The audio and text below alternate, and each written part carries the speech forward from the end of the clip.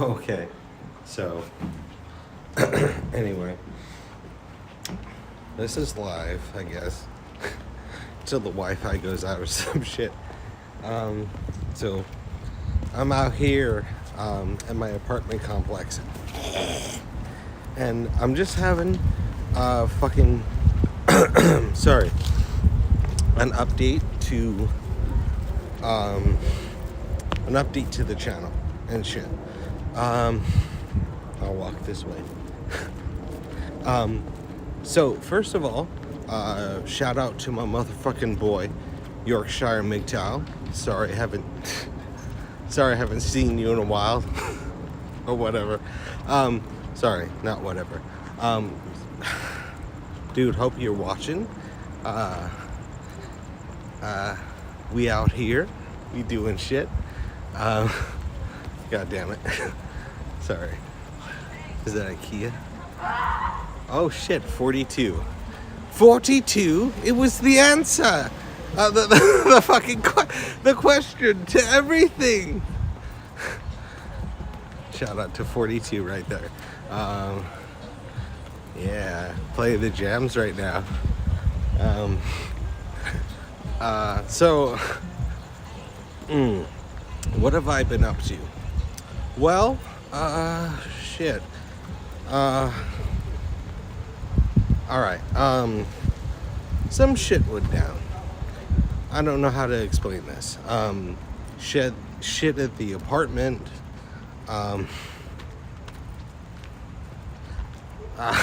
Shit with my fucking sister.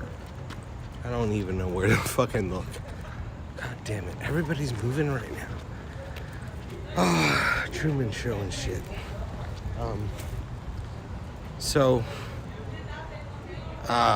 Okay, let's go back this way. Candidly.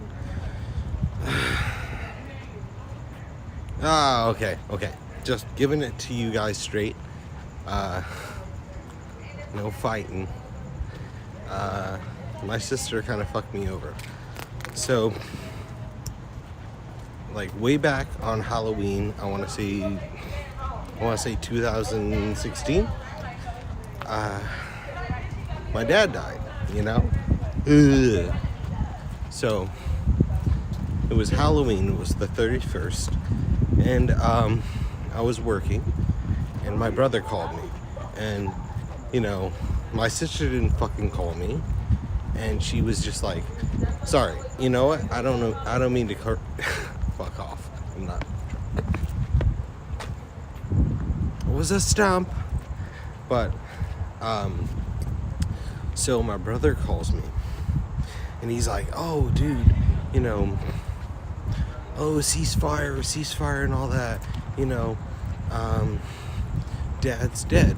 And I was like, you know what, I got fucking hit by a car, you know, just before that, and then you fucking call me now, and I'm at work right now at a fucking auto parts store, and you call me, and then I'm like, okay, cool. You know, I'm at work, I can't fucking handle this, so what out are you giving me? And, you know, he's like, dad's dead, I want to go back to being your brother again. His, you know, paraphrasing his shit. And I'm like, dude, yeah. And then he's in fucking calling me for forever, because I didn't want to think about that shit. And then, so jump forward like 7 years later, a couple of months ago, and my sister,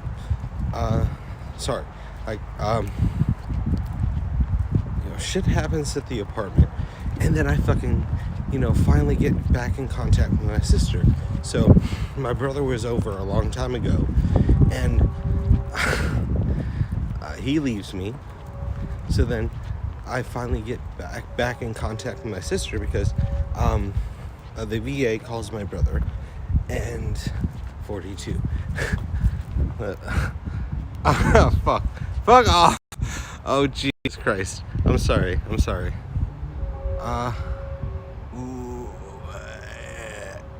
There, it's backwards. You can see it. Wait, let me see. Frames dropped. Been streaming for 5 minutes. Okay. One person watching. That's good. That's good. So, hopefully, either way, it's cool. So, where was I? So, anyway, all right. Let me just start back where I think I was.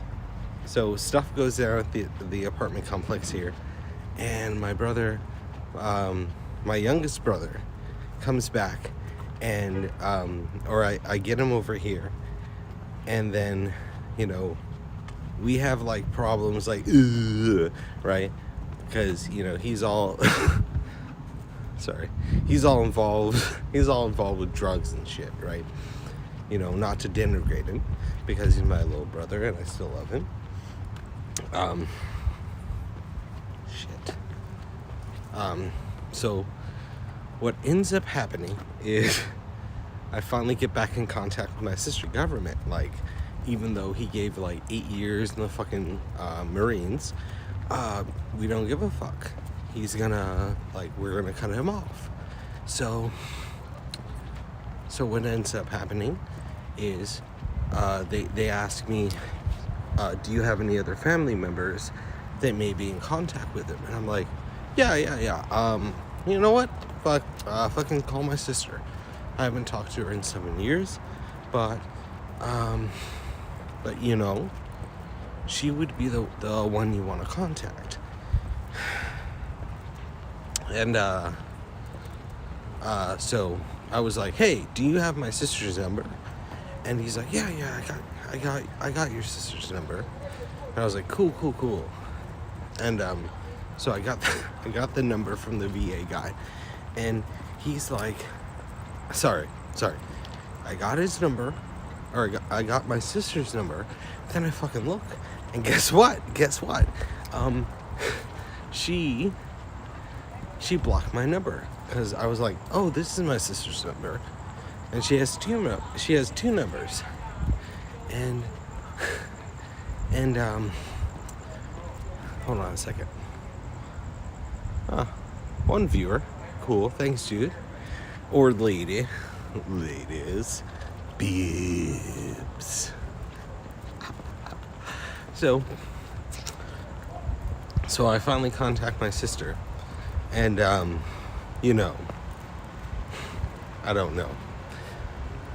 So I contact my sister, and oh my god, I was like, dude, like, bruh, we gotta fucking hang out, bruh. Hang out until like the thing, bruh. Don't mention it, bruh. Don't mention it. Don't mention the bad times, bruh. That's how it was. That was what I was trying to project. So, jumping forward, being real,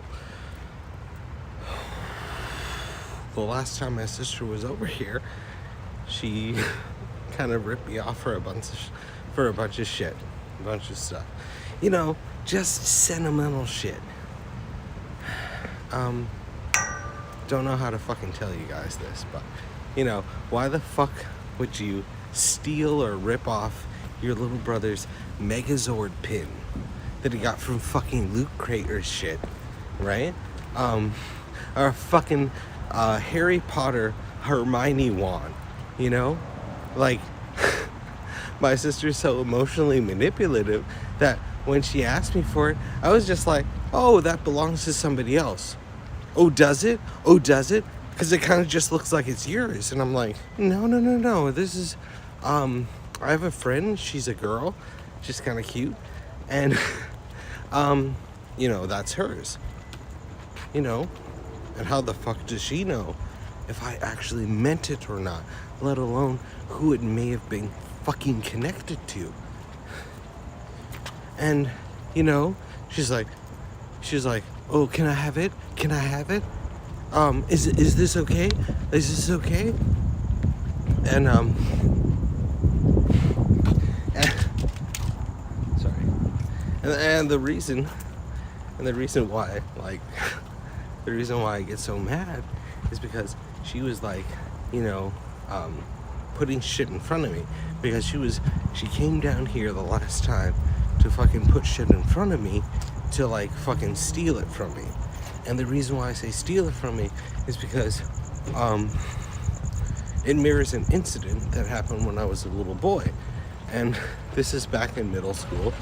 And middle school was a shit period for me. Volkswagen, double V. Sorry. Disassociation, projecting onwards to other things. But what ends up happening, right? Oh shit. No. I'm sorry. So, it mirrors a pattern that my sister used to exhibit. And what that basically is I first noticed it when I was in middle school, like I said, and you know, believe it or not, my sister stole my comic cards. So my sister used to do this thing. I don't know exactly why, but I was a big comic card collector. And jumping forward to the crux of the issue, full circle, point of the story, is she forces me into her room one day, and then she's putting all this pressure on me, and you know, I didn't know why, and I just wanted to leave her room, and she starts putting different comic cards in front of me, comic cards that she collected. And some of them were fucking, like, pretty good, as I remember. They were, basically were, like, Marvel, and the Carnage cards were basically, they were autographed, as I remember. And they had, like, little, like gold indentation. And my sister puts them in front of me, and she's like, oh, don't you like these cards? You like Carnage, right? You like Carnage better than Venom. And as a kid, I was like, fuck you, dumb bitch. Like, I don't like Carnage better than Venom, because I like Venom because, like, they're two people. And Carnage is, like, so insane that he's an amalgamation. Like, like you have the two identities, Cletus Cassidy, and then Carnage, right? And then they're so, like, as a kid, I was like, they're so fucking stupid, and Venom is better because they don't know that they're two fucking people, man. So when she put those cards in front of me, I was like, you don't get it. Like, I don't want these fucking cards. And she's like, oh, do you want these cards? Do you want these cards? Like, I was thinking we should trade for your holograms. And I think I have, like, I still have them to this day. And I think I have, like, about 7 holograms, maybe? Like, maybe 7. And I gotta check. Maybe I'll do a live stream about it. Oh, still one person watching. Probably me, right? Haven't streamed in a long time. What does it matter? I'm doing this live stream, so obviously it matters. So let me think. Sorry. So she's like pressuring me. She's putting all the cards in front of me, and she's like, oh, do you like this one? Do you like that one? And I was like, I guess I like this one. Oh, that's cool. What about this one and this one for your holograms? Oh, could you go fucking get your fucking hologram cards for me? Like I haven't seen them in a while. Can you go get them? That bitch would, like, ask me and fucking harass this little kid in middle school to go fucking get his fucking comic cards just for her to look at it whenever she fucking wanted. Shit. So what ends up happening is, as I remember, to my accurate knowledge, because I'm the one telling the story, what ends up happening is she's pressuring me, and I tell the truth, she's pressuring me.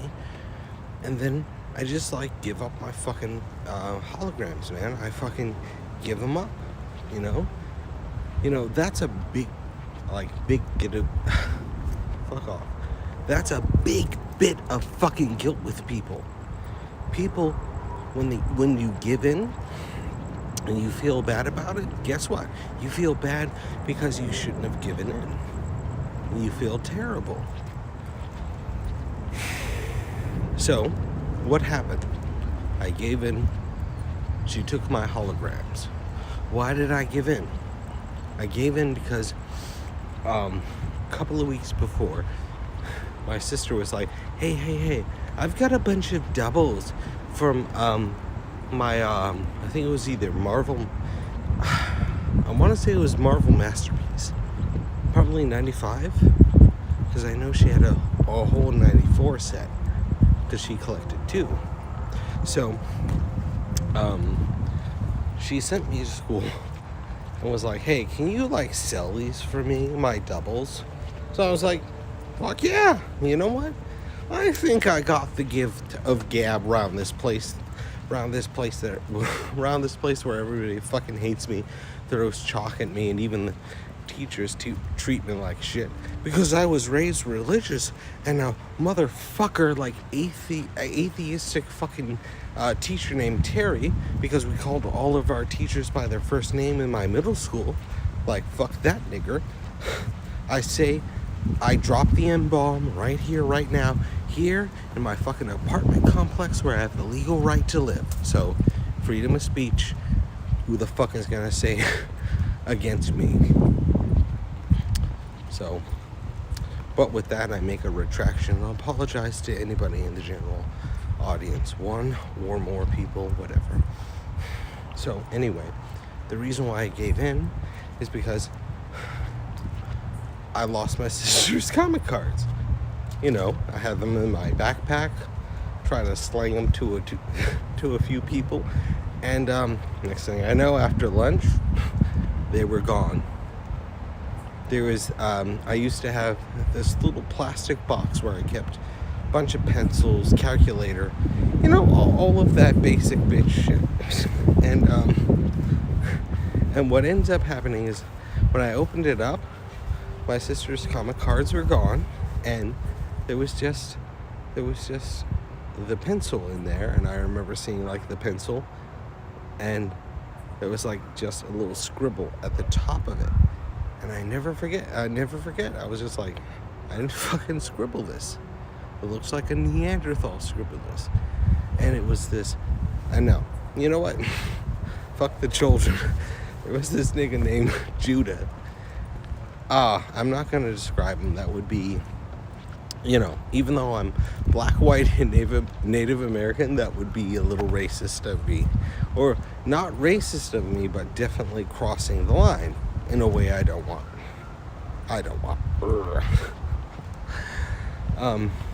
So, my sister says to me, you lost my comic book cards. So basically, she, as I remember as a kid, she intimated that I needed to pay her back. I won't say recoup her losses. That's too adult of a term for me. You know, that's like the, you know, I want to say retroactive analytical analysis. But as a kid, I was just like, fuck, you got me. I owe you. So I was just like, I guess. And I was just kind of like, you're doing this to me, but not like, you know, oh, you're effing me over, man. It was more like, are you going to do this to me? I'm your brother, of course, you know, skating over that, you know, brother shit, that doesn't matter right now. Whatever. But kind of skating over it. I was so angry. I was actually so angry that after, you know, I think it took a couple of days. And as I remember, I had an argument with my best friend. It was a bad day, I remember. I felt like like something was coming down on me because I made the wrong decision.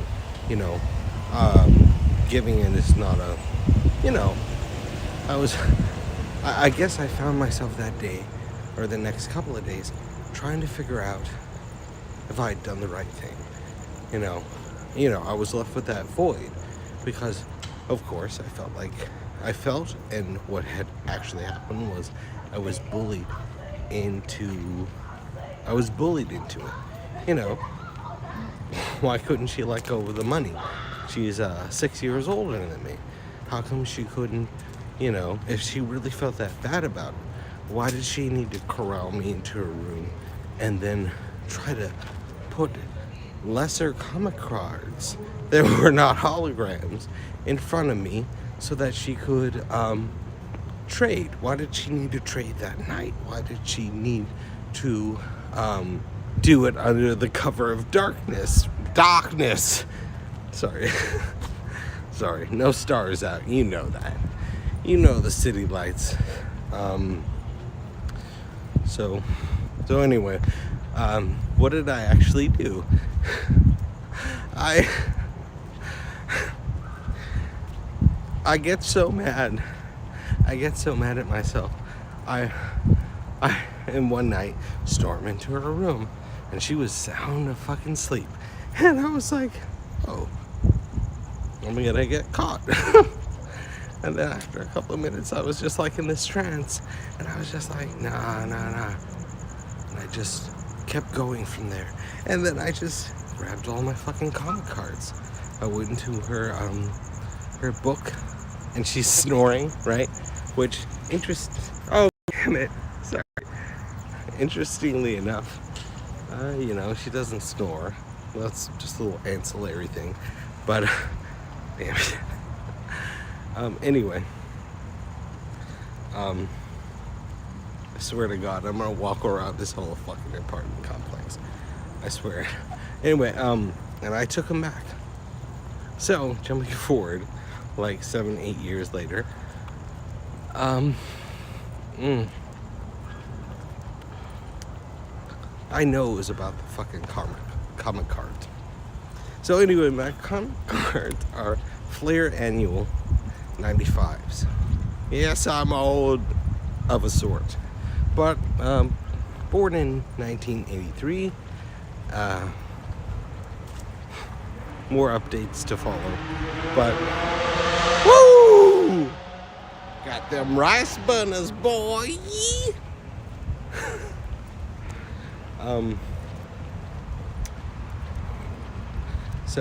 So anyway, I took the comic cards back. The reason why they're important, is because several months back, I got back in contact with my sister, and you know what? It was just because the VA contacted me and said, "Hey, where's your brother?" All that stuff, and I was like, "Oh, hey, if you get in contact with my sister, can you make sure to ask her if I can use her number or call her?" So the VA contacted me. No report of my brother, and all of that. But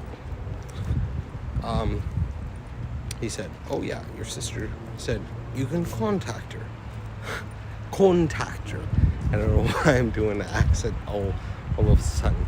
I think I might be passing a bit of a shamrock pass, or maybe a 4-leaf clover just might be passing my way, or I might be passing it, as I heard a long time ago.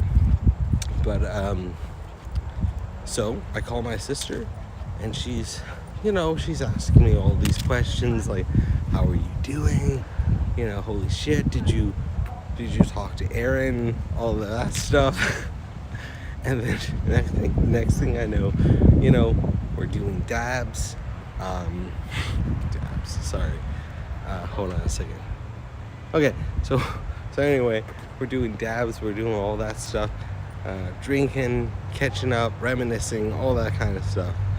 And intermittently, my sister would just freak out on me. And when I say freak out, I mean like a crazy drug person. That's the only way I can describe it. Because it's like you're watching Futurama, and the next thing you know, what happens? What happens? She's like, why have you never left me? So, in all seriousness, to tie everything in, just for this instance and this story,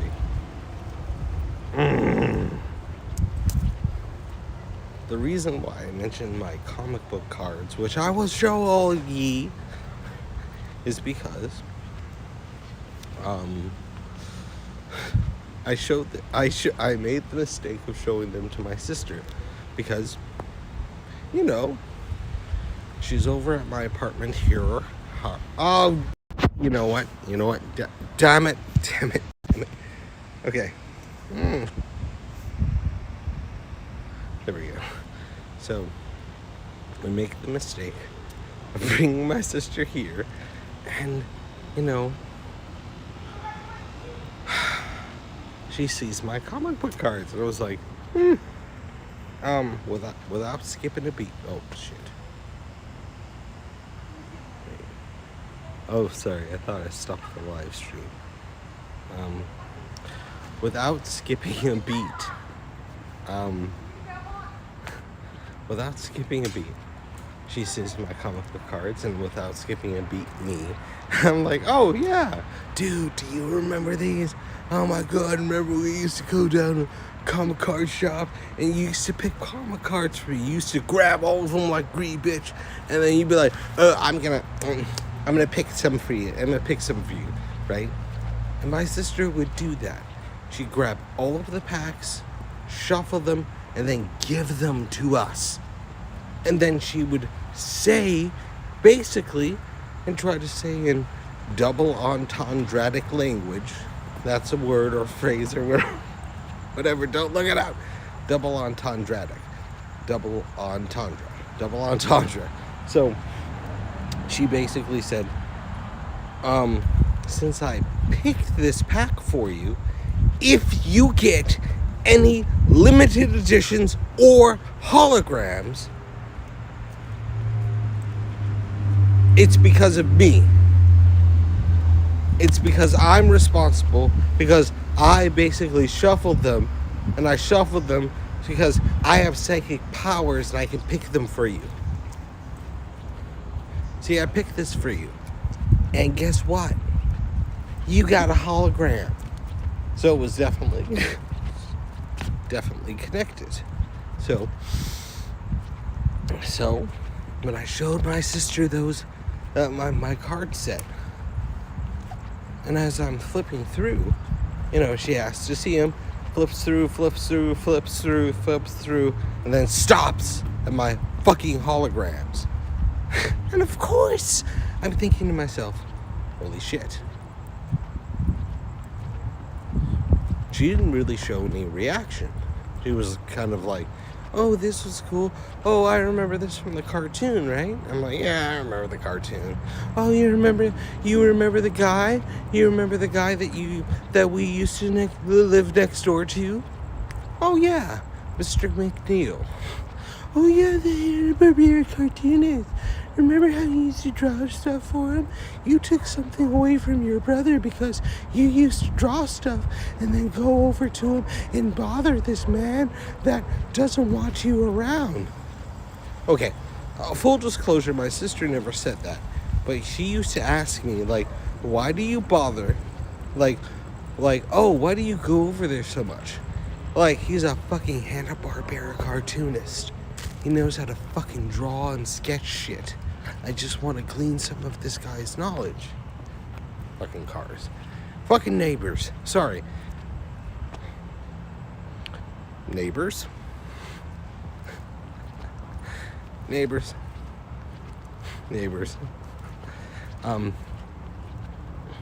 So anyway, what is this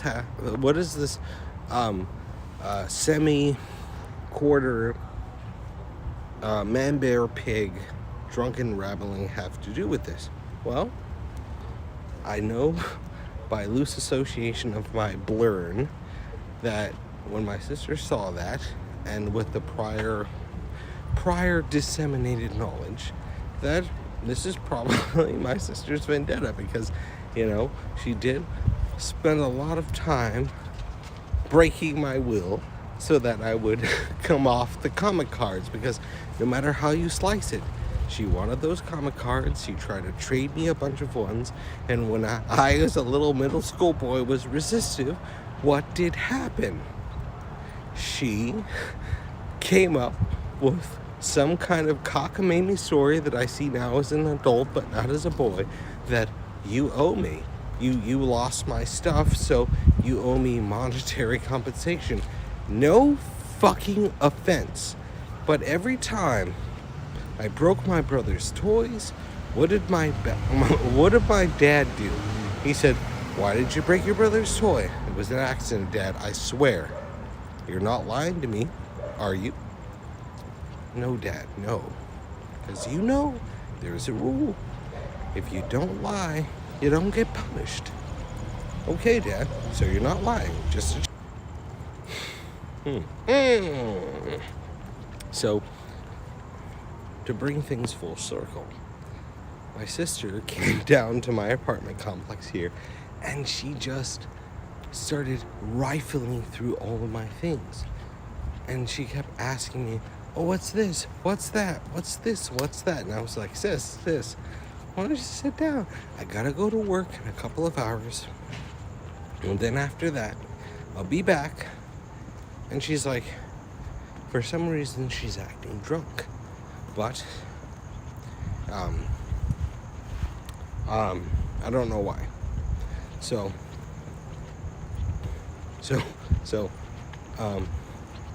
I was like, "Hey, I'll be back from the sushi restaurant in a little bit. Do you want some edamame? I can make you garlic edamame. I can make you spicy garlic edamame." I'm like so fucking good at it right now. And, she was like, cool, yeah. But of course, because I know my sister, I know that she was kind of full of bullshit. Because once again, she was rifling around in my stuff, asking me about my situation, and she seemed really angry. And I know when my sister's angry, when she's really angry, she cannot stand, what do I want to say? Questioning. She can't stand being questioned. And she especially can't stand me with my motherfucking, with my ADD, my ADHD, and then, I've never been diagnosed with autism, but truth be told, I've never been diagnosed with autism. And only a few times did my sister hurl it at me, and it was during during an abusive time. And I say abusive time because nobody wants no one wants that thrown near them or hurled near them, because it's not necessarily a slur, but it's a term of condemnation. And unless it's two people who are buddies or whatever, and I say whatever, like it's whatever to them if they would throw that at each other, and then it's mutual. I'm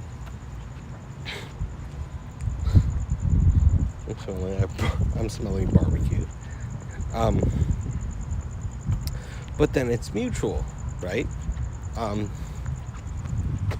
But I guess I bring it up because that's how my sister was treating me when she was trying to take my comic book cards. And I tell a lie. I tell a lie. In fact, I said cocks, or one, or two. I lost count. But in any case,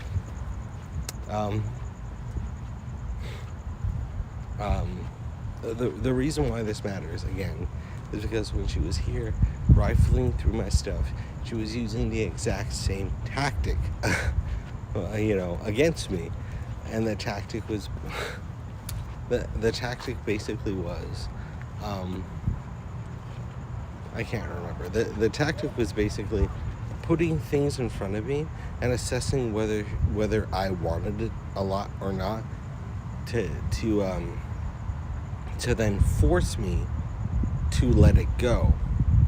And my sister did that when I was a boy, did that throughout my high school days, so I know the tactic well, no matter what anybody says, at least indicative to my situation, my family, and the sum total of my knowledge as a person. 39 years, please forgive me, for the love of God.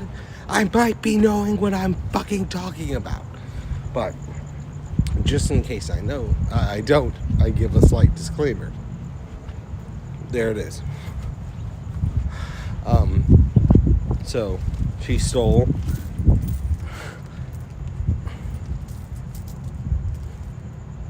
okay, I'm just gonna fucking say it. She stole a bunch of stuff, a few items that I have and or had. My father's shofar. That's basically that, ram horn that you have to like blow in the side of your cheek, and it's really freaking complicated. Like, it's used on a festival called Yom Teruah, and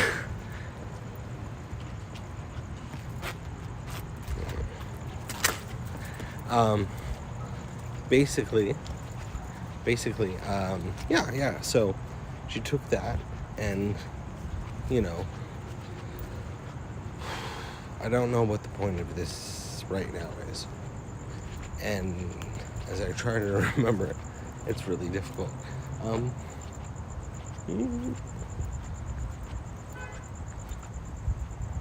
I guess I feel bad, and I needed to give an update about the channel and why I've been away so much.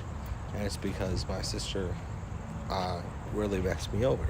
It's not about what she stole, because a couple of months ago, when I got back in contact with her and we were hanging out, I was over at her apartment. And you know what?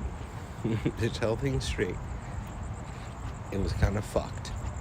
Kind of fucked in the ass. In a bad way. The bleedy way. And, found out that she got into a car accident. And fucking totaled her car. Whapped out on pills, guys. Whapped out on pills. And what happened? She tries to convince me that it was all of their fault. When I say all of their fault, I mean God. Sorry to speak about it real quick. Just to say it modestly, she asked me, like, why did God do that to me? And I was like, I don't know. Maybe it was the fact that you were whapped out on pills and you had been drinking. And then she tells me that the paramedics had to tie her down. And I'm like, okay, cool. And she's like, what do you mean by cool? You know what? I don't know exactly how to respond right now, so I'll just say this. Please continue, and do you need to stop? Do you need to we can put a pin in it? And she continues, and she says, they tied me down, James. They tied me down. They didn't let me go. And I'm like, and truth be told, I had been in that situation before, where someone had told me something similar. But I tapped into that, and I just said, listen, I'm not going to feed you pop psychological platitudes and just say, hey, please continue. And then she just said, okay, so what do you think about them tying me down? Why did they do that? And I was like, well, it just sounded like you were in a state of shock, of course, because you said that the car flipped, right? Yes.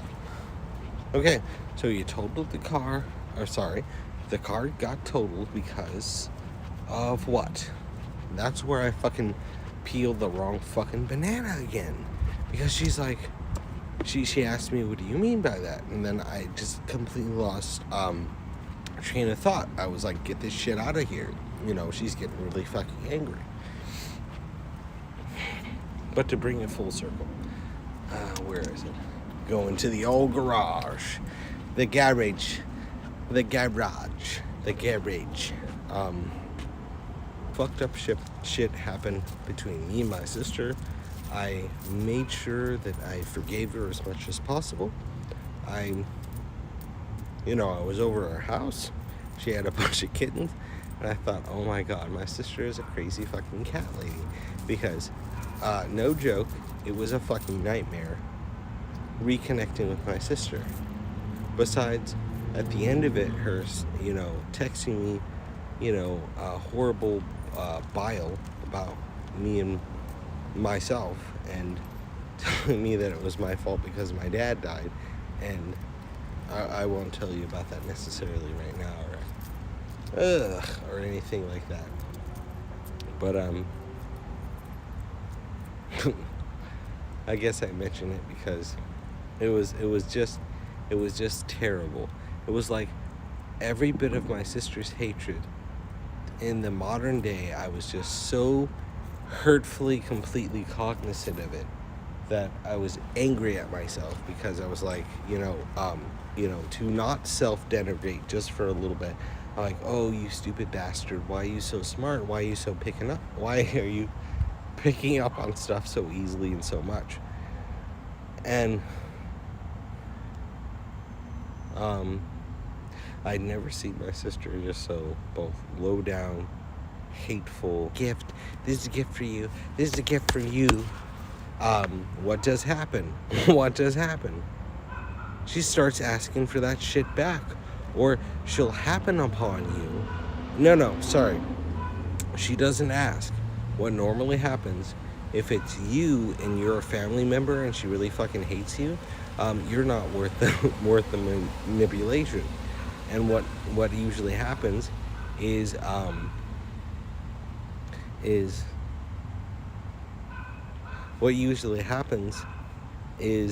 that she'll give me a second. Wait. So if you're worth the manipulation and you're a family member, what normally does happen is she'll try to order it off of you. And that's what happened in the last stages of her breaking things off with me. See, I'm going to be perfectly honest with you guys. The way that she came at me this last time, her own brother, was like a MGTOW, a feminist that hates a MGTOW. And without offering up disclaimers, I'll just say this. My sister is no way in any way affiliated with any cause that helps people, especially not feminism or even feminism. Not to denigrate that in favor of my moronic sister. Because she kept going on and on. Every time I was over her apartment, she kept going on and on about this guy named Josh and blah, blah, blah, blah. And I'm just like, I don't know him. Can we do more dabs, And then that's when she starts talking more about, like, her life as far as the last 7 years. And then we hit that scary psychotic point, that moment of blatant cyclopathy. I think that means one eye or something. Cyclopathy? Okay, anyway, when you're talking about a person who's a sociopath, not a psychopath, because the baseline definition between a psychopath and a sociopath is a antisocial psychopath. So one can keep up the act, the other one just, either can't or doesn't give a fuck. So what ends up happening is we hit that point where it's like two people just sort of butt heads by accident, and then the other is just like, kind of like, you know what, like, I'm really pissed off. I'm like, this pain really hurts. Like, why the fuck did you do that to me? Oh shit, they're gonna put it on me. And hold on a second. Let me stroll a bit. So what ends up happening in that little interval is she just gets really mad and she starts asking me asking me questions like, oh, so why did this happen to me? Why did that happen to me? She starts talking about her car accident, and then she says, oh, I had a rod put in my leg, just like you. And I'm like, oh, wow. I was the first one to get a fucking rod put in their leg, going from their knee down to their ankle, over on Route 66, just not too, okay, quick shout out, history lesson, y'all. I'm over it, in a good way. Over here, I live on, I live on Vineyard and 4th, and then that, I don't know how to give a direction. So anyway, the street behind here, off in the distance right here. So over that way, there's Route 66, right? You know, and that's unfortunately where I got hit. I was crossing the street on with the right of way, got the little green guy. It was kind of ironic. It was as the sun was going down, and hold on a second. It was as the sun was going down, and as the sun was going down, I remember I was listening to Blink 182, and it was their Dog Eat Dog EP, and the main lyrics were, "It's the worst damn day of my life." Love that song. So, not to get pedantic or extra Blink 182, but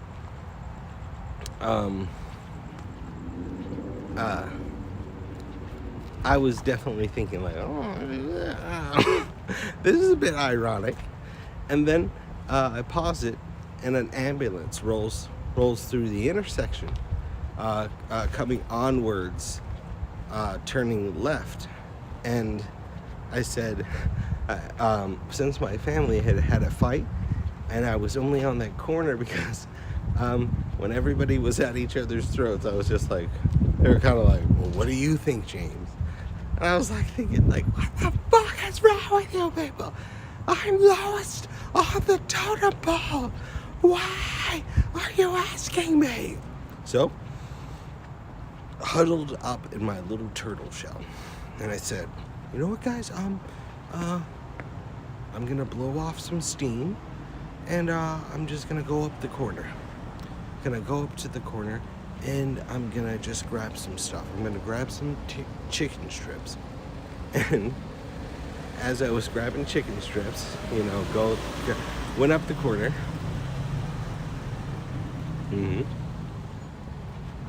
I went up the corner, and oh, sorry, that was the point of the story. I needed to bug out, and I went up the corner, grabbed some chicken strips, and I was like, all right, everything's gonna work out, you know, gotta grab some chicken strips, bro. Like, everything's totes gonna work out. Like, Dad's not gonna die of cancer. And I'm saying this just to, you know, disassociate a little bit and divest myself of the prior emotions that I may have felt and just embrace the comedic ones. Damn it. So, you know, I'm like, Dad's not gonna die of cancer, bro. I'm gonna go up to the corner, get some chicken strips, maybe a bottle of wine. You know, we're gonna drink this out. Everything's gonna be cool. We're gonna stop fighting and stuff. We're gonna be like Ninja Turtles, you know, plus Splinter and April, certainly April. Maybe not Casey Jones because he chode or whatever. Don't want no competition, bro. Which Ninja Turtle am I? So, ambulance rolls the ambulance. I just said it. I can't believe I said it. I actually authentically said it. Ambulance rolls through. Hold on a second. Sorry. Oh, well, there's one person still watching or whatever. I love you. Mr. Tumbledy loves you. You know Mr. Tumbledy from the channel. But, so. Back to Route 66, guys. So, what ends up happening is, after the ambulance is, or as the ambulance is rolling through, I'm like, hope they get to where they need to go, you know? Hope they get where they need to go on time, on time. And I get the walkie guy, hop on my skateboard, and just skate, And next thing I know, I'm flipping through the air, and I hear this woman screaming at the top of her lungs, and that's when I got really scared. I'm like, I'm flipping through the air, kind of almost in slow motion. And I hear, "Oh my god! Oh my god! Oh my god!" And that's when it wasn't fun. That's when it wasn't funny. And then I land. Some stuff happens that I'll tell you later about. And, revolving things around my sister.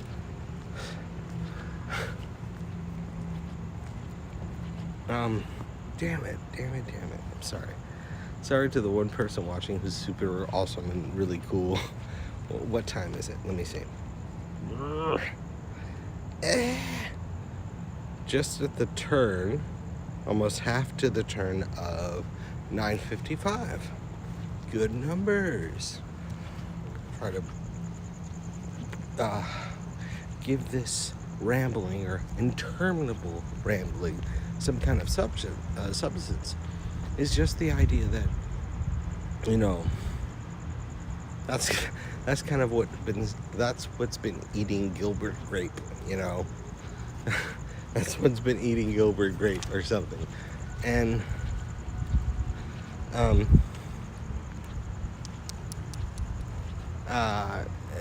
it's not that I can't get over it or haven't gotten over it, but it's just the fact that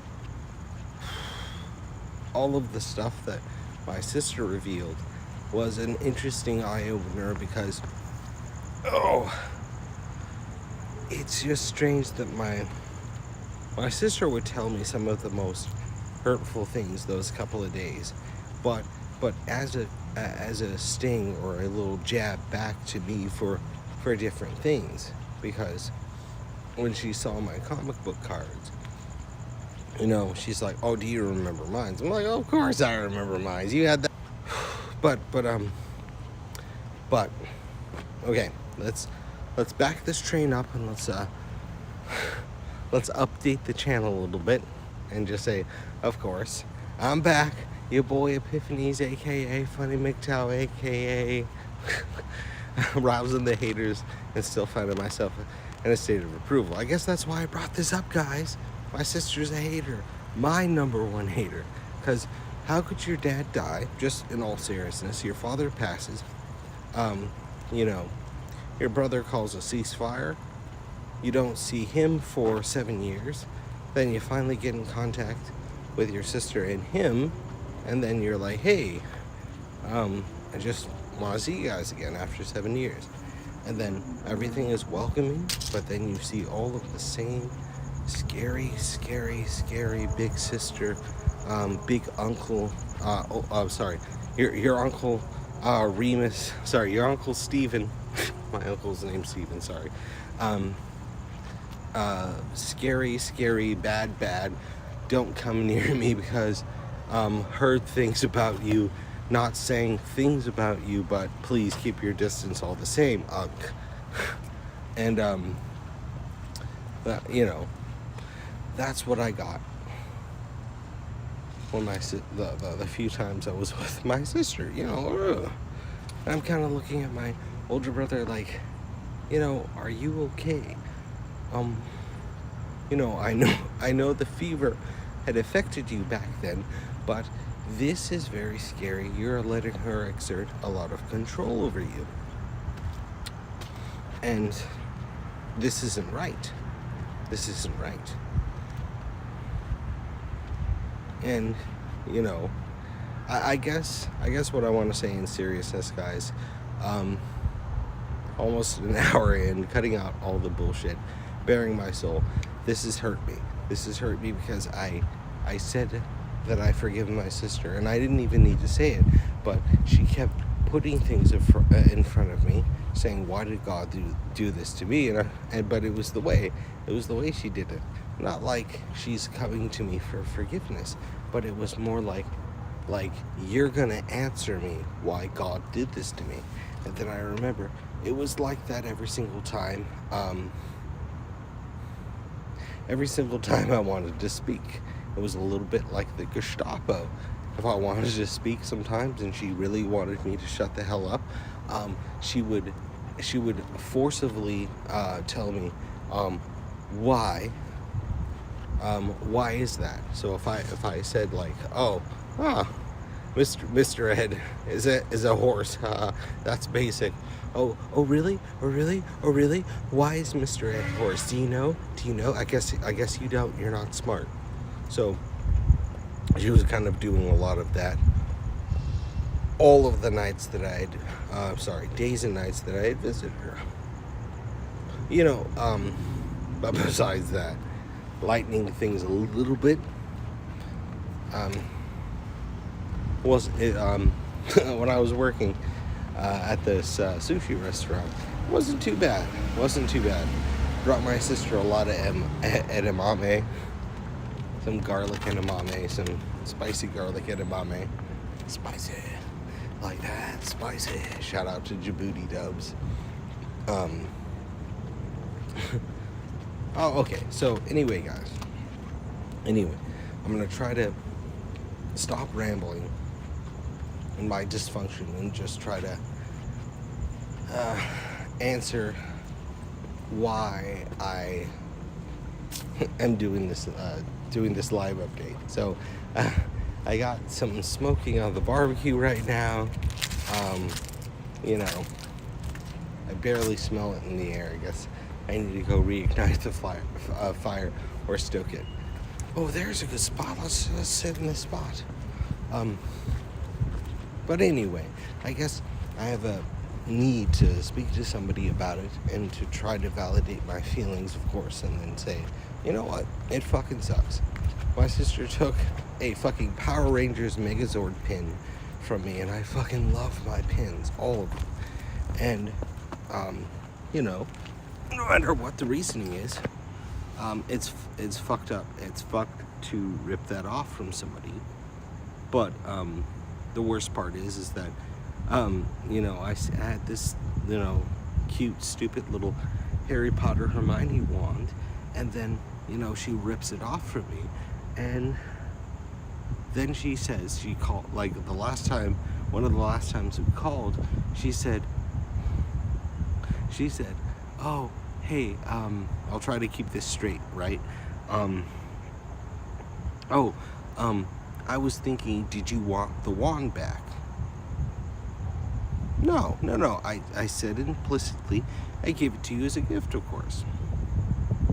Okay, well, and she just plowed through me like a fucking Indian scammer. Sorry, not Indian scammer, but a scammer that comes from India.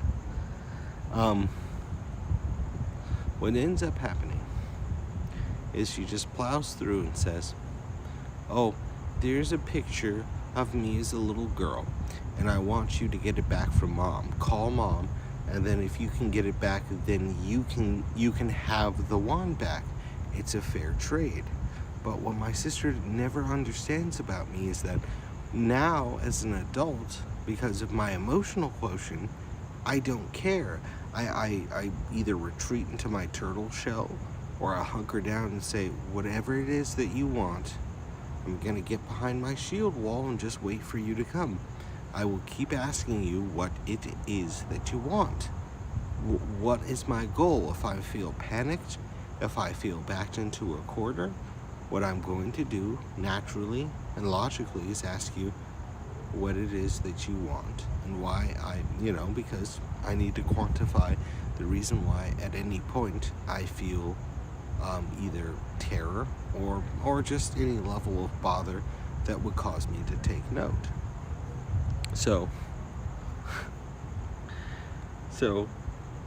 I find out a week ago, because the VA hospital calls me again and asking about my brother. I said, hey, do you know about my sister?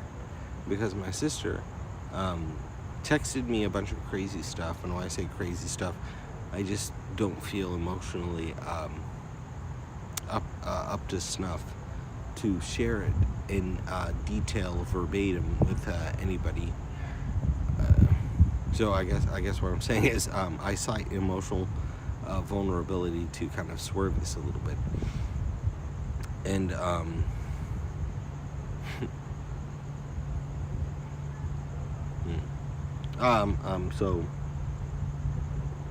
so when she said that, and my mom had ended up telling me in the last conversation that I had with her about a week ago, is that she has the picture that she's talking about. So I guess without trying to like delve into the Minotaur's maze and become an extra ultra crazy person, I kind of took it as read that my sister has the picture she's talking about, and of course she was just doing a bunch of things to mock me, because but besides taking a bunch of my stuff, she kept hounding me for money. And my sister has a thing where when she's getting back at you, if it's money, like the reason why she would try to get money from you, or sorry, the reason why she would try to get money from me in this fashion to get back at me is, it's to get back at me. And it's sort of a standard tactic. It's to prove to her that she can bulldog me. First of all, like backdoor bulldog me, but on a covert level, she's thinking like, well, I'm smarter than you, I'm better than you because I tricked you out of money. Yeah. So sorry, hold on a second. Got some posts. I'm smarter than you, I'm better than you because I tricked you out of money. And sorry, wait a second. Oh, who's in the chat? William Hand. What was your ranch, brother? Oh, yeah. All I know is he was a Marine for about 8 years. I'll tell you guys a little bit of a story if I get around to it. We come up to the hour mark, y'all. Oh, it's only 10. Sorry. Just to clue you guys in, a bit of a night owl. Always been up, dear boy. Vitality and all that. Black don't crack. So anyway, my sister starts hounding me about, in between work, she starts hounding me for money. And I knew that this was the final phase because my sister's popping pills like crazy. She tells me that, she was popping pills like nuts when she totals her car, and then she tells me like it's not her fault. The people tied her down, and why did God do that to her? And I just said, take a step back and let's not blame God first of all. And she's like, okay, and I think she backs down, but then, boy, does my sister grit her teeth when she really gets mad. It's fucking scary, and I use curse words as a little bit of an emphasis. So, how did she defraud me of money? Just to say things full disclosure. Well, when she was hounding me for money, she was saying, oh my goodness, like I'm overdrawn and I don't have any money. So I asked her, well, when we really got drunk the other night at my apartment, you said that you had $12,000 and there was nothing to worry about, and you wanted Red Lobster and Uber Eats and stuff like that, which we got, as well as a big pie cake thingy from 31 Flavors. My sister was spending money left and right, and what my sister loves to do, if you try to stop her from doing something, she loves to hit you with mocking phrases like, I'm not a spendthrift, aren't I? Are I not? And I'm being a little bit I'm sorry. I'm being deliberately hyperbolic because let's see. I'm being deliberately hyperbolic. Only I'm sorry if I'm over explaining things, but she was like, I'm not a spendthrift. Oh, this is the normal amount of pills that I take, but it's just the guttural tone. It's the dismissiveness of how when I'm trying to get her to do something just a little bit, that she doesn't rebel, but she kind of strikes out. She kind of it's kind of like, just barely booping somebody on the nose, and then they kind of almost just fucking punch you in the face. I guess to reference something that I know right now is Homelander from The Boys, right? If you booped Homelander on the nose, he'd probably be like, he wouldn't give you the eye flash. He'd probably like use his super speed to, like come up behind you and just be like, before you know, you're like, I feel something. Going to sleep. It's sleepy time, but it's not the good kind of sleepy sleeps.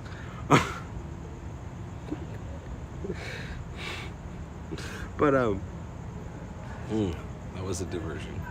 Oh, hey, How you doing? Me. Hey, doing good. How are you doing tonight? Good, thank you.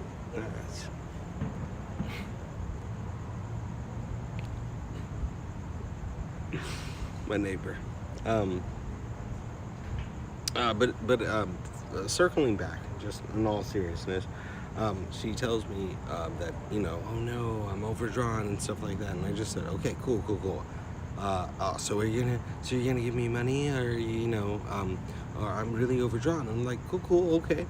Oh, you know what? I'm new at adulting, but let me ask you this. Okay, got it.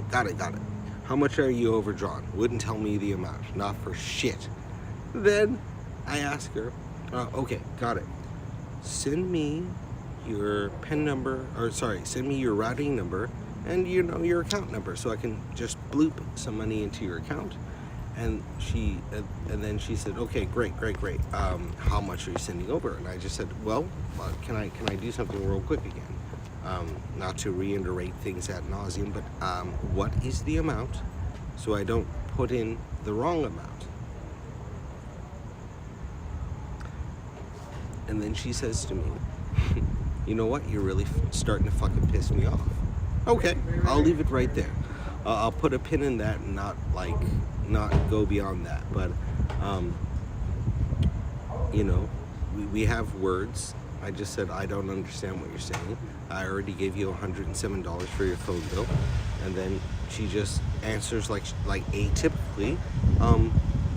Not that this is your fault necessarily, but when I said, I already gave you $107 to pay off your phone bill. And she's just like, well, I won't say what does that have to do with it, but I still need you to help me with my overdraft. Just plowing through me. And I felt so, once again, vulnerable, because that was my sister's thing. She's always just like crossing that line. If you're like pleading with her in a sense, she'll just cross the line and then kind of dare you to challenge her. But much to my condemnation or to my credibility, I just didn't let her this time. I just, I stonewalled, and I was just hardliners, and just said, you can't, not that you can't do this, but more like, I've already helped you, and I've already promised to keep helping you. So why would you do this to me? That was the whole thing. And once again, I know 100%. It's because of the comic cards. Because I tell you the truth, all of the tactics that she used to pull those comic cards off me back in the 90s, back when I was in middle school, it was the same kind of thing. Because my sister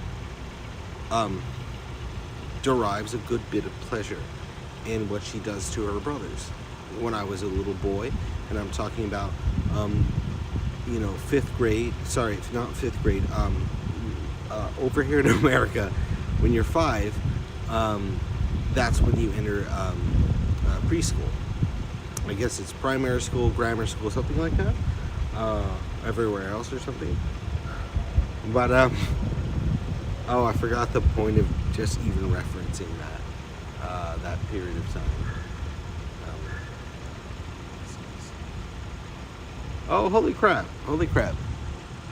92 was William Hand. 92Y. But either way, I'm staring at somebody's license plate, and it's 92 at the end of it. It's like, starts with a 7, ends with a 92. That's pretty cool. Serendipitous. That's a good break. That's a good break for my mental state. I'm trying to cap this off, guys. I'm sorry.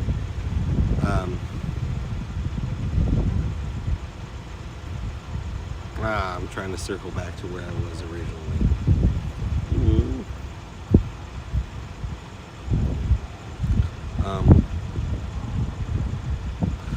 So I guess that's just kind of the update. The reason, not the reason why I haven't been like doing anything on the channel, but if I were to give a reason that has been keeping me blobbity blee and stuff for the last hour and 13 minutes and counting, it's absolutely because, just this has been occupying a lot of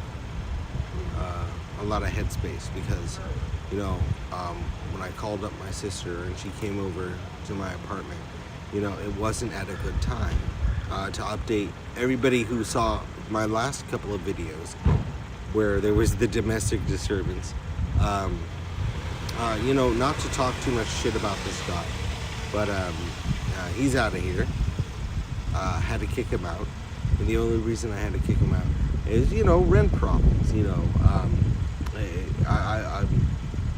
I'm just gonna say, for me, I did everything I could to help him. I brought him in out of the blue. Because a friend of a friend had said, hey, he needs help. And I was like, cool, dude. You know what? I'm in a fucked sideways situation right now, and I just need you to help me pay rent. I don't need anything else. Then some things to stabilize, besides him having a tiff with his fucking mate, girlfriend, dumb, you-know-what, C-word, B-word.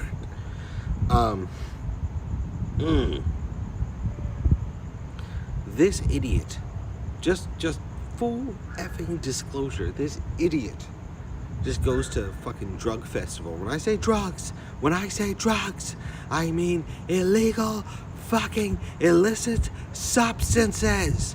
Things I've never seen. Colors in a different spectrum that I cannot perceive with my normal, non-drug adulterated eyes.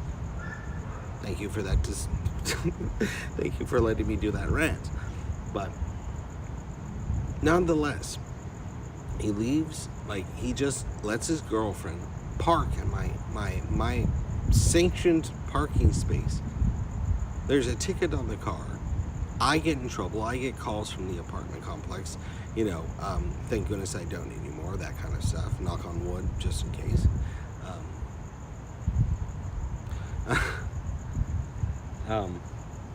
Knock on wood, just in case. All that good stuff. And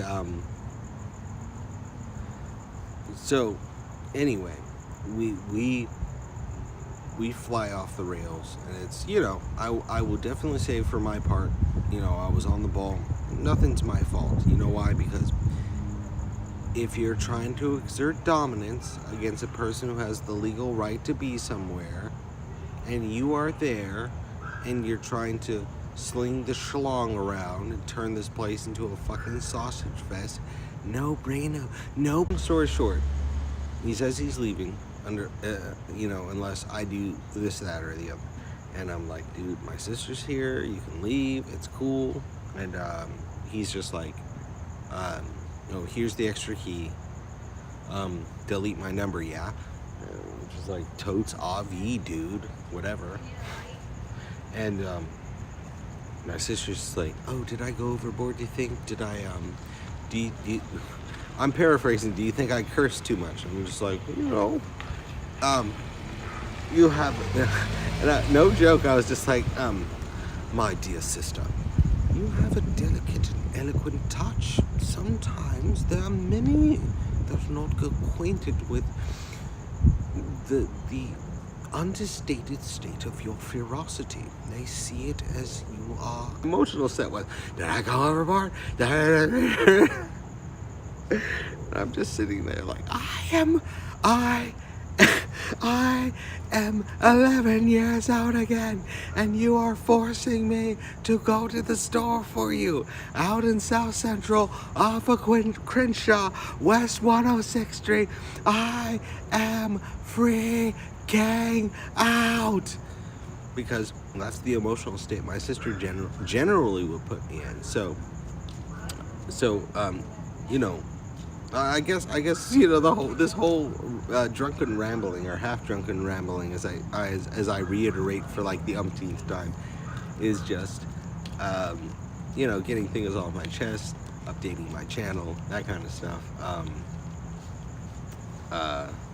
So anyway, it'd be a lot less of these kind of live streams, maybe more. Oh damn it. Where did I put my flashlight? Oh, sorry. Oh.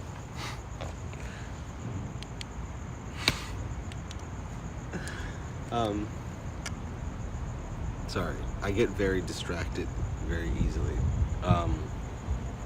I'm trying to think of anything else that was interesting. There's a lot of freaky, weird thing, like interesting things happen.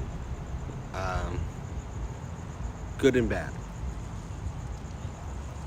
One interesting thing that happened, which I won't tell you right now. Hold on a second.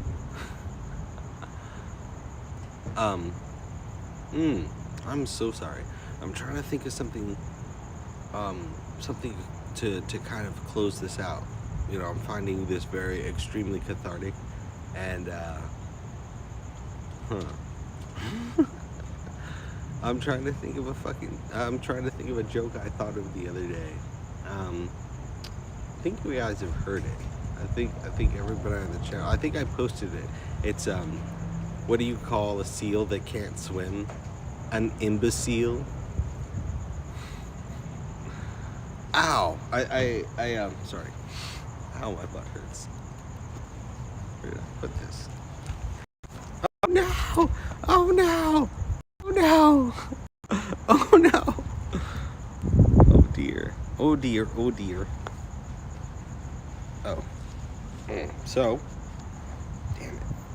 What time is it? Oh, 10:25. 45. Sassified. But I'll just say this. It wasn't all bad, hanging out with my sister. We had a dab or two. Sat down with my second oldest brother, fucking hanged out, had some Fireball whiskey and some Angry Orchards mix. Gave me wicked bad fire hold. I was like, I don't know how the fuck you handle this shit without red coming out the back end. I'm just gonna put it on the set. Sorry. Alright, shout out to It's Real 85. I ain't about to be no slump booty. Put that on the set. I've been binge watching this guy's stuff. He's really cool. So we're gonna get past we're gonna get past ex-wives and sisters and stuff. I may reiterate it at some point. Please forgive me for not being instantaneously past it. Because, no joke, I tell you the truth, my sister has been the foremost persecutor of me. I mean, here we are. My sister blocked my phone number. All kinds of shenanigans have happened. My sister Indian gave every single thing that she bought for me recently. That includes like just something as small as a goddamn weed grinder. And it's because my sister follows an inherent repetition pattern. Repetition. All right, I'll give praise to that. I love those cherry bomb mufflers. Interesting and sad fact about me: I'm a slave to fucking import cars. Not strictly because of Fast and the Furious. I didn't get into Fast and the Furious. I saw the movie, wasn't really that into it. Love Vin Diesel, I love Paul Walker, but what was my point? I didn't get into the movies or the franchise, and then got out of it promptly until Tokyo Drift. Interesting fact about me: I speak Japanese.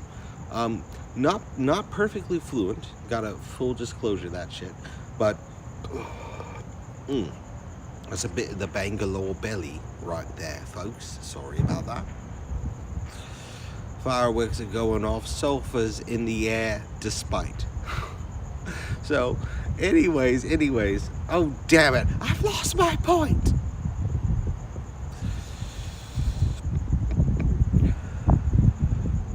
Cheeky vapes, yeah. That's what I call this, cheeky vapes. I'm sneaking one, especially. Let me tell you, folks. Let me regale you. Let me serenade all of you with my foremost employ.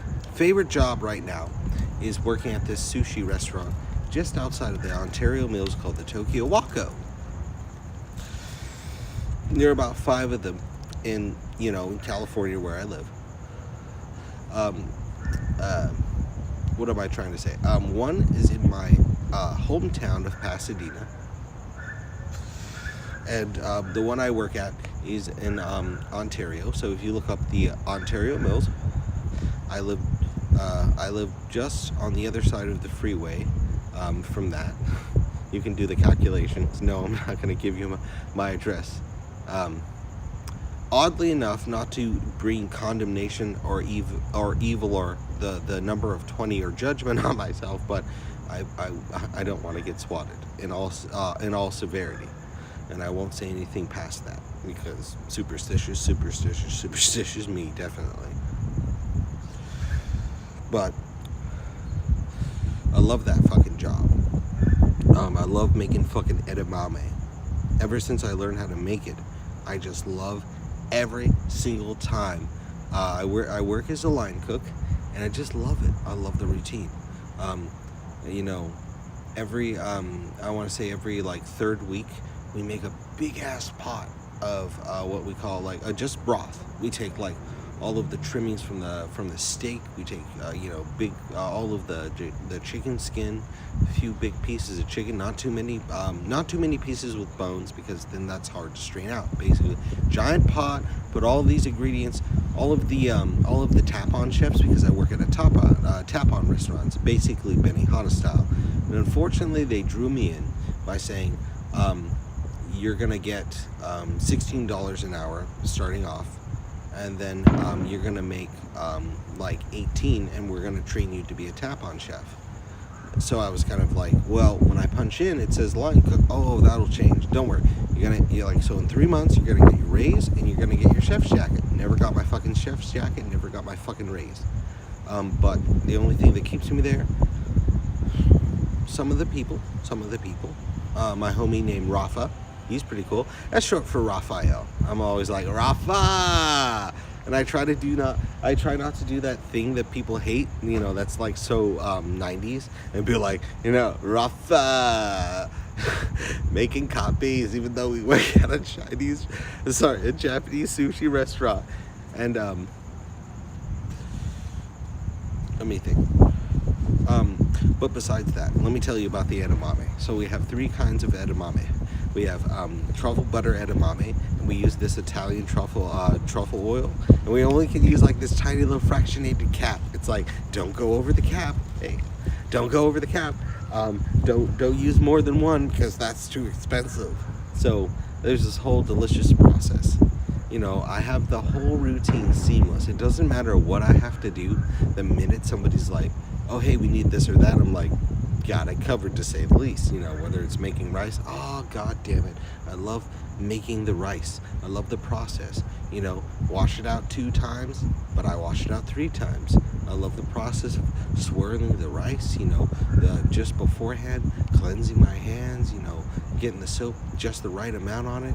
And it's like, when I'm in the zone, I can really feel like just the soap, like, bubbling on my hands, and, hearing the sound of like the water. I'm like a total dog. When I say dog, I mean like Pavlov's bell. Like every single interaction with my environment when I'm at work, I try to be in that zone where I don't hate work, but I actually kind of like really love it.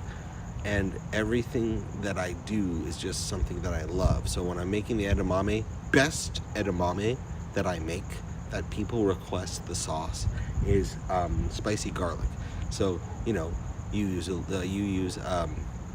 so what you do is pull out the pan, you get out a little bit of edamame in the bowl, you throw it in the in some hot water with one of the little noodle strainers, and then you wait until it floats to the top. But before that happens, you just get out the pan, you throw in a little dollop, big fat freaking dollop of garlic sauce, or garlic salt. Is it garlic? Sorry, garlic butter. And then you get a big dollop of minced garlic, and then plop that in there, and then you get this special kind of sauce called suyu sauce. Oh, that's a freaking pun okay, I didn't come up with it, but I remember it now. So the sauce is called suyu, like I'm gonna sue you.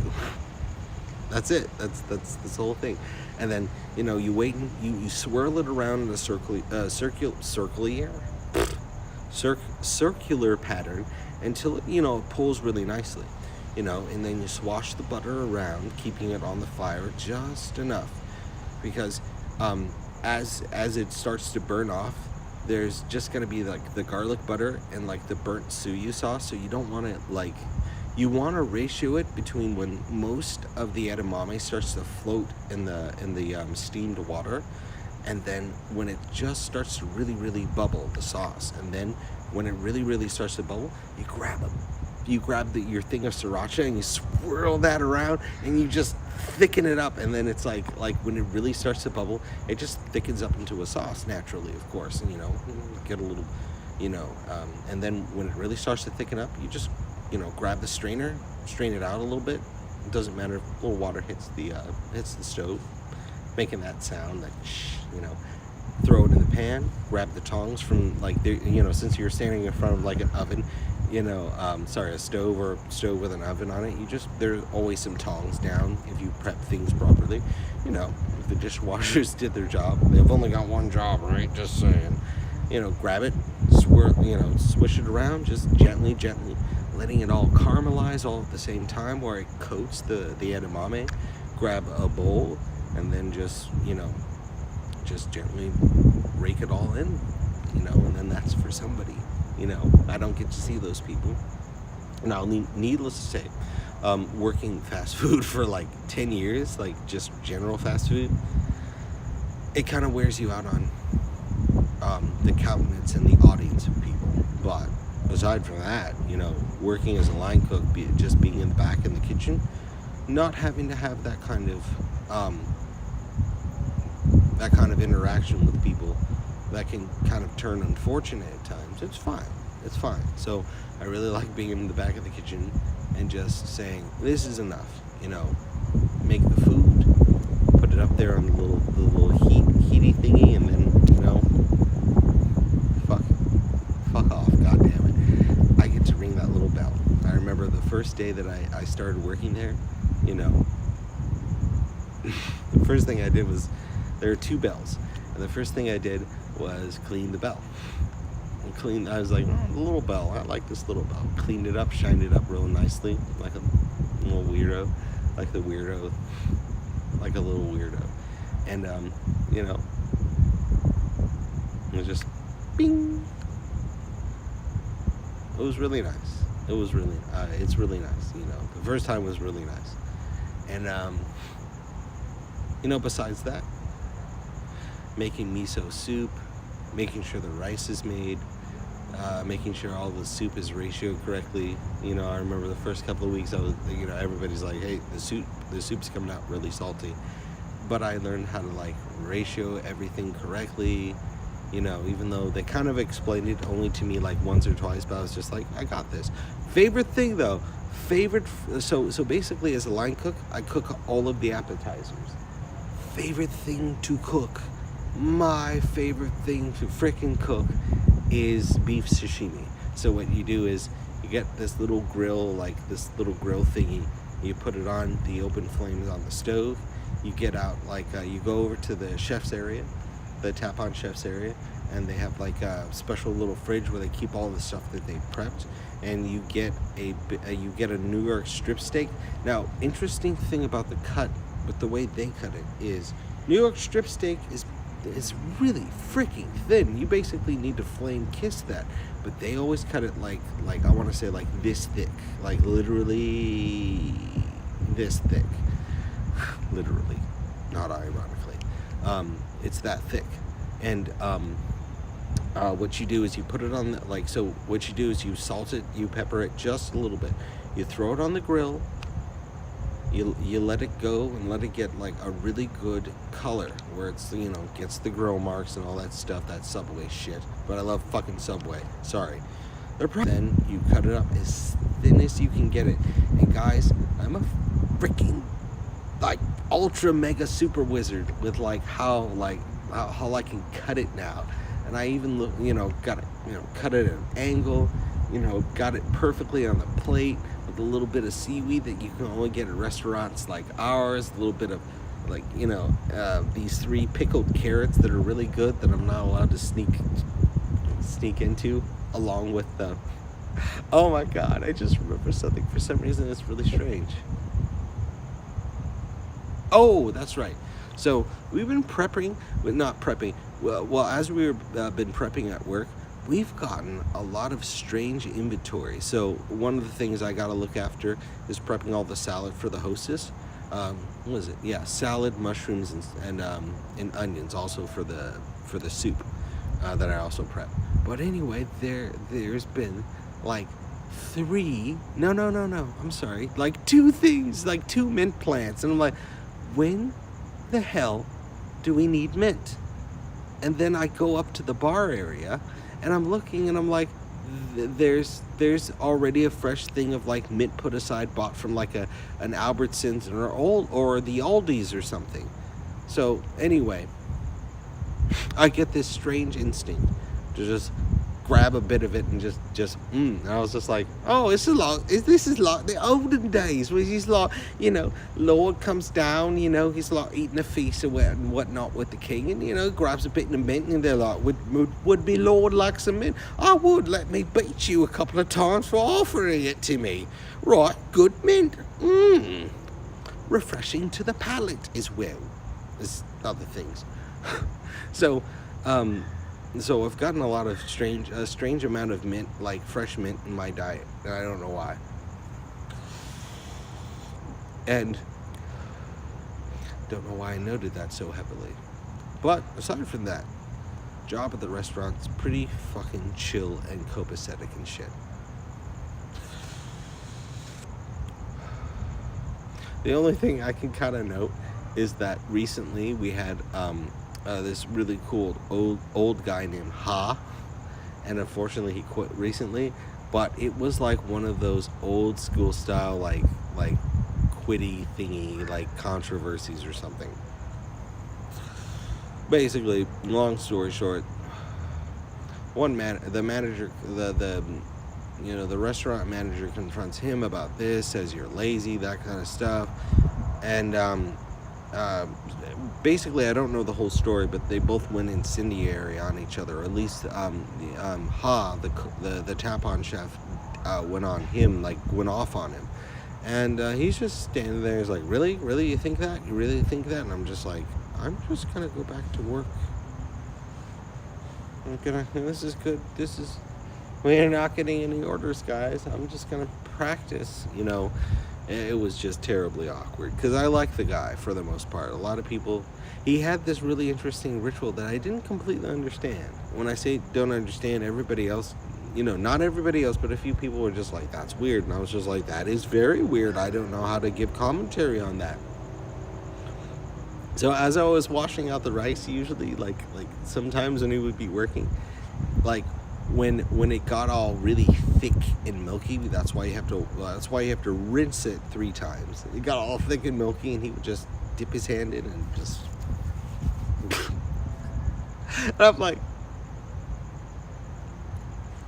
literally, no joke. I was just like, well, shit, I can't tell this guy what the fuck to do. He's one of the head chefs. But it's kind of like, what do you do? What do you actually do? You rinse it off a 4th time and don't say shit. That's what I do. But anyway, let me give some shout outs. Once again, shout out to my boy Yorkshire MGTOW. Shout out to MGTOW Universe. Haven't seen you in a while, buddy, but shout out to Sydney MGTOW. I'm trying to think of some new channels to shout out to. I've subscribed to a lot of channels. Shout out to Chris Duckman. I guess I'll say this. Like, I watched your video on just the whole JW thing. I get it. I definitely get it, buddy. And I guess to circle back to that, just real quick, just briefly, back to my sister. I grew up a Jehovah's Witness, 4th generation, and I consider a part of my, a big part of my heritage. And I've always grappled with it. I've always wrestled with it, not because of myself, but because of other people do in part. And how my sister kind of loops back into it is, my dad was the kind of person that just let things be. He was the kind of dad that would love you and disseminate wisdom. That's how I remember my dad. My sister was always wanting a certain amount of religious control that even as a boy I kind of had to deem either appropriate or inappropriate on the spot. But it was that interval where I was on the spot that really kind of leaves me not scarred, but just leaves a bit of a void that both I don't want to quantify, and it is very difficult to quantify. Big brainy words, hurt my blur. And it was hurtful. Just in a nutshell, it was hurtful for my sister to exert such control over me and to try to have the same thing again. And when I say the same thing again, when I was crossing the street, with a right of way and I got hit, guys, gotta say something on a side note. What really was hurtful about just the whole thing was that I crossed the street with a right of way. The woman didn't have any, she didn't have any license. She didn't have any insurance. Oh, wait. So let me finish up real quick. Good shout out. I'm trying to remember. It just left my brain a little bit. ASC Presents. ASC Presents. That's a new one I've been watching. I just watched the one on the boys, and I was just like, oh, I remember this part. I remember this part of this episode. The dude, homie's naked, home bra is naked, and he's like teleported and stuff. And I was just like, there was a part of disassociation where I'm just like, homie's fucking naked right now, bruh. At least they ain't getting the bottom shot. They going top up with this. We good. But then I was just like, oh, this homie's like Nightcrawler right now. And when I was a boy, long time ago, favorite comic book character, there was the X-Men cartoon, not the 90s one, but the one I want to say at the edge of the 80s. And it was like one pilot episode. It was off the hizzy. It was so completely different from anything else. All you got to do is look up the first episode. It's probably on YouTube, or at least the trailer. Wolverine talked with an Australian accent. That's where he was rocking, like, I want to say, like, not the yellow and blue, of course, but it was like the non-vari the retroactive variant color by way of Marvel vs. Capcom 1 and 2 and whatnot. But it was the brown and whatever color. I'm losing it right now. And White Witch was in there, and she's like, "Who can stop the White Witch?" And I was just like, as a kid, I'm just like, this is off the goddamn chain. Oh my god. No, we got this big chrome nigga coming in here just fucking shit up in the goddamn danger room. But as a kid, I was just hyped about it. My favorite character, Nightcrawler. Interesting fact about me, if you want to know, if anybody out there wants to know. I have like weirdly pointed ears, but they're not all the same. So kids used to make fun of me, and my sister used to make fun of me and call me, I can't describe to you what the fuck my sister did to me just as a little fucking boy for saying that phrase. She told my mom that I had been bad, so my mom punished me by picking out all of the fucking marshmallows and my fucking Lucky Charms. I didn't even like Lucky Charms. That's just because fucking Captain Crunch and Pops were a no-go that day. I remember it. I say that day because it was like yesterday. Nonetheless, my mom smiled at me as she punished me. My mom was a smiler, and is kind of, well, no, she was a smiler. She can't punish me that way anymore. Certainly not with Cheerios or whatever, or Lucky Charms. Oh, but anyway, the timing. But with Lucky Charms, but point is my mom seemed to like either disassociate or didn't completely understand when she was taking advice from my sister to punish me.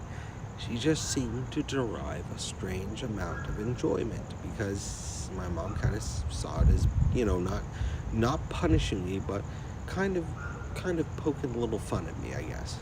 Either way, I know I didn't have any marshmallows that day, and I was kind of like, Mom, you all fucking over private breakfast cereal time. I only have so much time before I have to go to the barren hellscape that is called school. Well, I have to meet a woman named Mrs. Boots for the umpteenth time that done asked me to recite the goddamn ABCs in front of the class. But I love Mrs. Boots, even to this day. She was cool. She just put me through my paces or whatever. Not like that Irish bitch, whose name I actually can't remember because I just, dropped a nuke in that filing cabinet and just, said, hey, gotta nuke the site from orbit, like Ripley said. But without delay so nobody dies. Any new updates? No, he's not watching, but shout out to my boy Zers.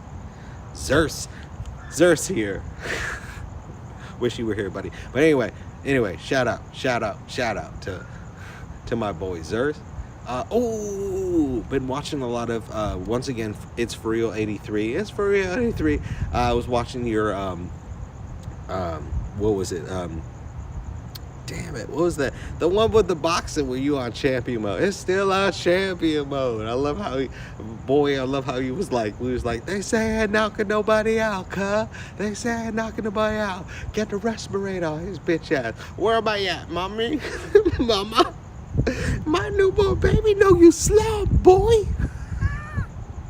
And then he got his boy coming in with the backup Puss in Boots. Where they at? So, like, their live streams are like 5 years ago, but I'm just like, where was I at right now? Where was I at coming in with that?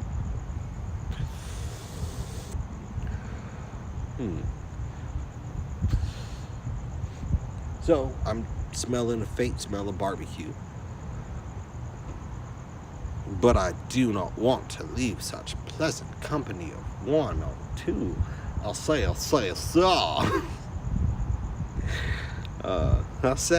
my groins. Let me see. Ooh, and it's just too late to run down to the store to get a drink. Good thing I bought a bit of vodka before I came into the house or something like that. Either way, I'm well stocked and I'm, going to get a bit tipsy, my boys, my dear sons. So, any projects in the work? Well, the other thing, besides the twat waffle that kind of messed me over, to say the least, book. My book, what was it? I got a few books in the works. Another shout out. When I used to work for an auto parts supply store called AutoZone, for about 6, almost 7 years, I met a man you can Google. He's the ex-wife of Bruce Lee's wife, a former wife. I apologize for not knowing how to say that with the correct degree of reverence, only because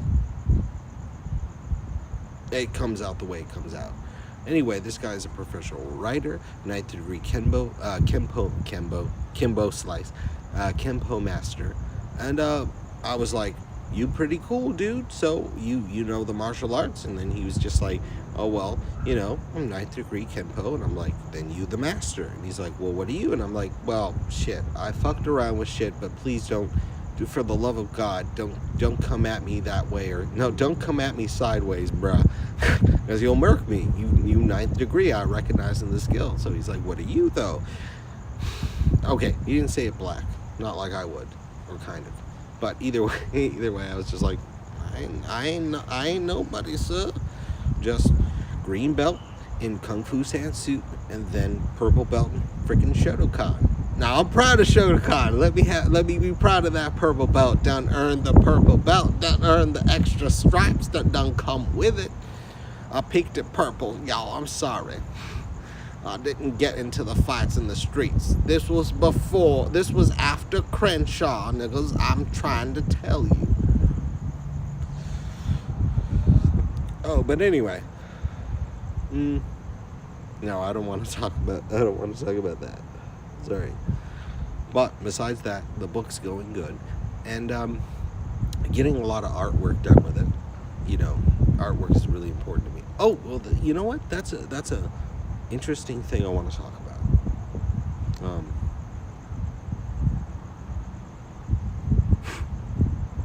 The other day I was at the comic book shop, and I bought this sweet ass Legion flight ring right here. Love this thing. It's just so cool.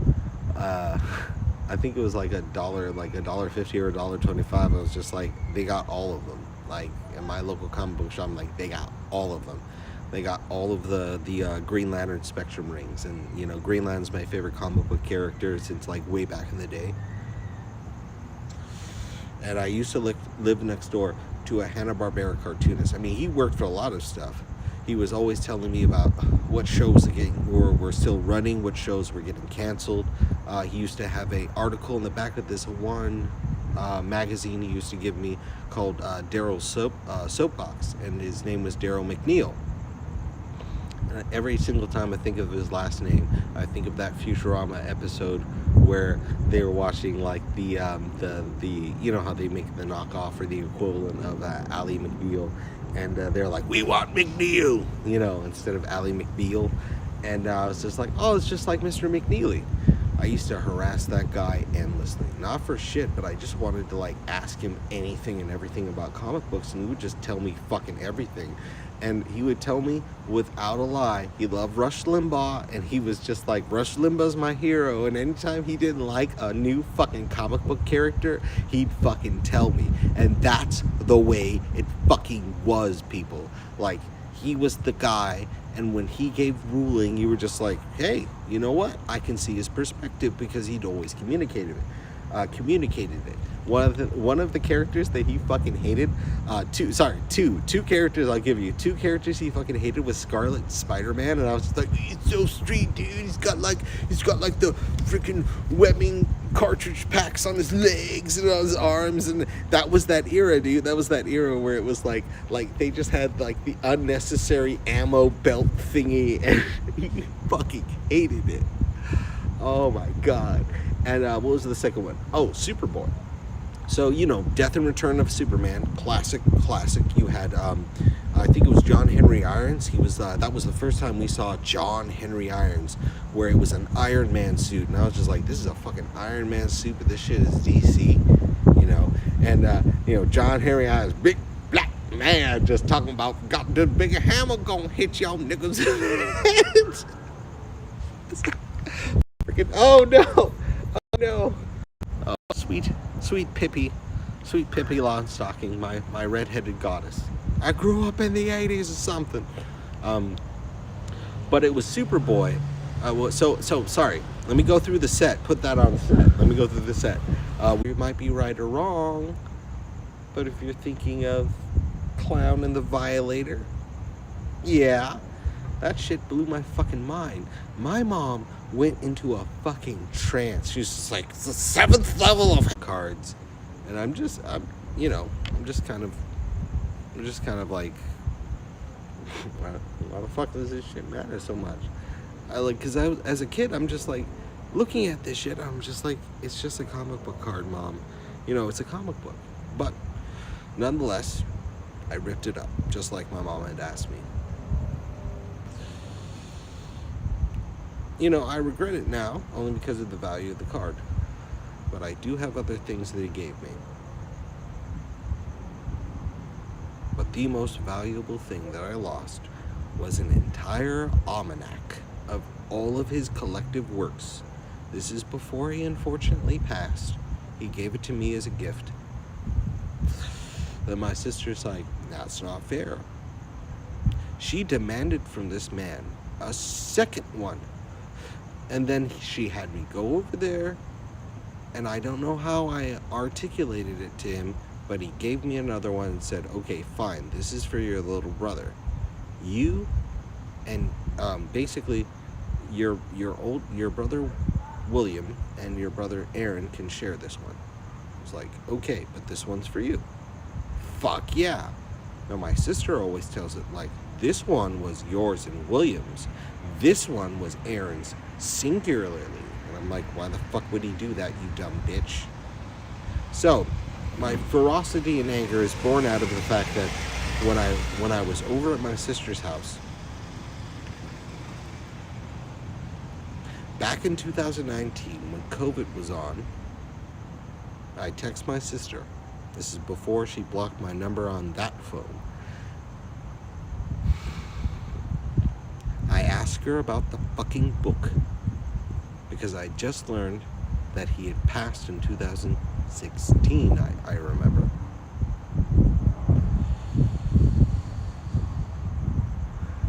So I didn't get back in contact with him. Big regret to say the least. But when I didn't get back in contact with him, I just, for some reason, I had the instinct to track down the book, just in case. I thought I'd lost it in storage. I lost a lot of fucking valuable shit in storage. A tragedy, won't go into it yet. Anyway, I lost a Pokédex, a digital fucking Pokédex that was now valued somewhere in the neighborhood of about $300 unopened. Had that shit unfucking opened, guys. It's not about the money. Just like the book, it wasn't about the money. I looked it up, found out it was about 600 bones. Just wanted to look at the value. Saw that fucking book in my brother's room. Asked him about it. Pretended I didn't say a thing. My dad had he'd taken little bits of tape, and during the latter part of his life, he asked me to teach him all the blues chords that I had learned. So he had gone through methodically through the chord book, and he remembered all of the chords and you know, all of the notes that he liked. And he took little bits of tape and he methodically, you know, just wrote down on all the bits of tapes, put it all on the frets, and then I restringed the guitar for him, and he was sitting down and he was playing. A bit of insider information. My sister really did not like me trying to teach my dad guitar again. And, you know, it's not all she wrote, but that's just kind of the thing of it. But I didn't get the book back. Plus, my sister took an antique key from me.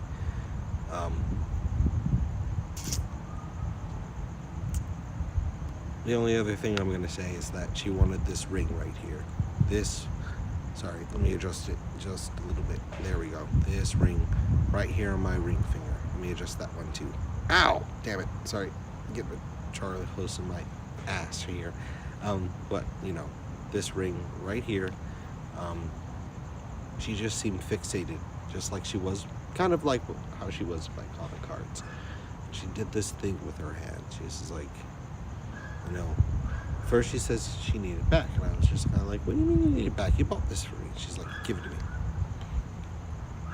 Just the fingers right there, man. I'm not going to call them greedy necessarily. Sorry, I'm talking in a fucking accent. I don't know why. I think I'm disassociating with an accent a little bit, so it's easier to talk. But I'll cut out the bullshit and just say, just the fingers really got me. I know what that meant. That meant I do not want to wait for this. Don't say anything in protest. You will give me this. It's almost like the M word, just gonna say it.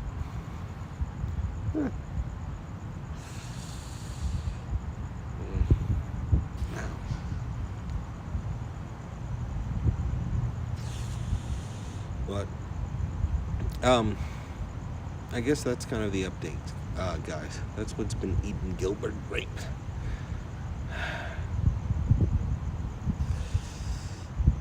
So I guess in short, guys, I feel terrible, only because I feel in a certain sense like a lot of guilt, because I feel like, you know, part of me feels like the breakdown between me and my sister in the modern day was my fault. But I refuse to quantify it that way.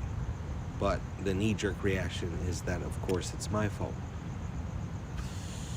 I don't want it to be that, but that's just how it feels. That's kind of how it comes out in the scenario of guilt. Do I love my sister? Maybe not. I won't answer for myself.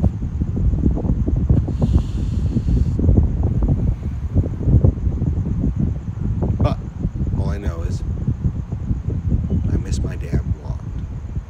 I miss my Megazord pin. I miss the book that Mr. McNeil gave me.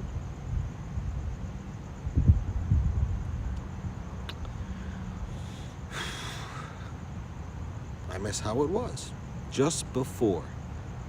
But I have to recognize there were too many signs, too many things that my sister did say that showed me that she was unwilling to cooperate with how things are. She was so dead set on making things the way she wanted to, based upon my interaction with manipulation. Because, you know, she took me out for some reason, and I say for some reason. She kept pointing at things and pointing at people, and she was trying to convince me that, oh, see this place, I get the best deals here. And I'm like, great, okay, cool. Oh, and that's the person over there, she works over there. And I'm like, great. And the embarrassment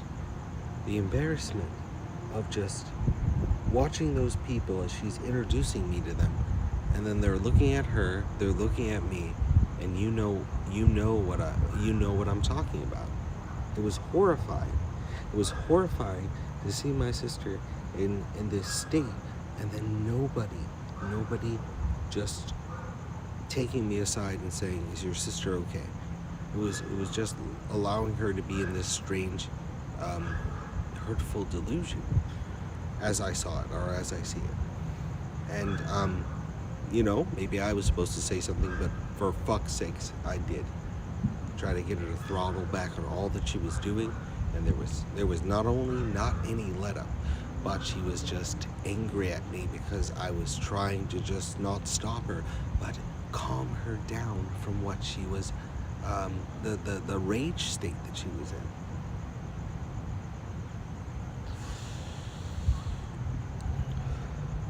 And each time I brought it up a little, she diverted to something. She diverted to her cats. All right, so I got 20% left power. I might just let this wear out and then just end the stream there. But that really interrupted me right now. Nonetheless, it was not a good state to see my sister in. And I'd help her right now if I could, but nothing involving money. It wouldn't help anything. I did try.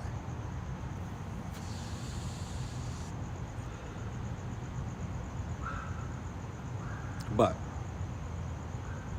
any happy things on the horizon? Yes. Too many to know.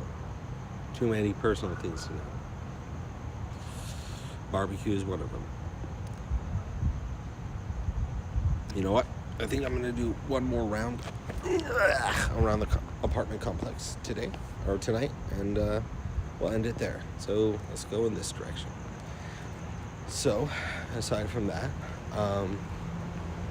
where did I go the other day? Went to the mall the other day. Went to Spencer's. That was pretty cool. Saw this really cool t-shirt that I wanted to buy. It was one of those like kind of Spencer's like motif. It was like pink and green.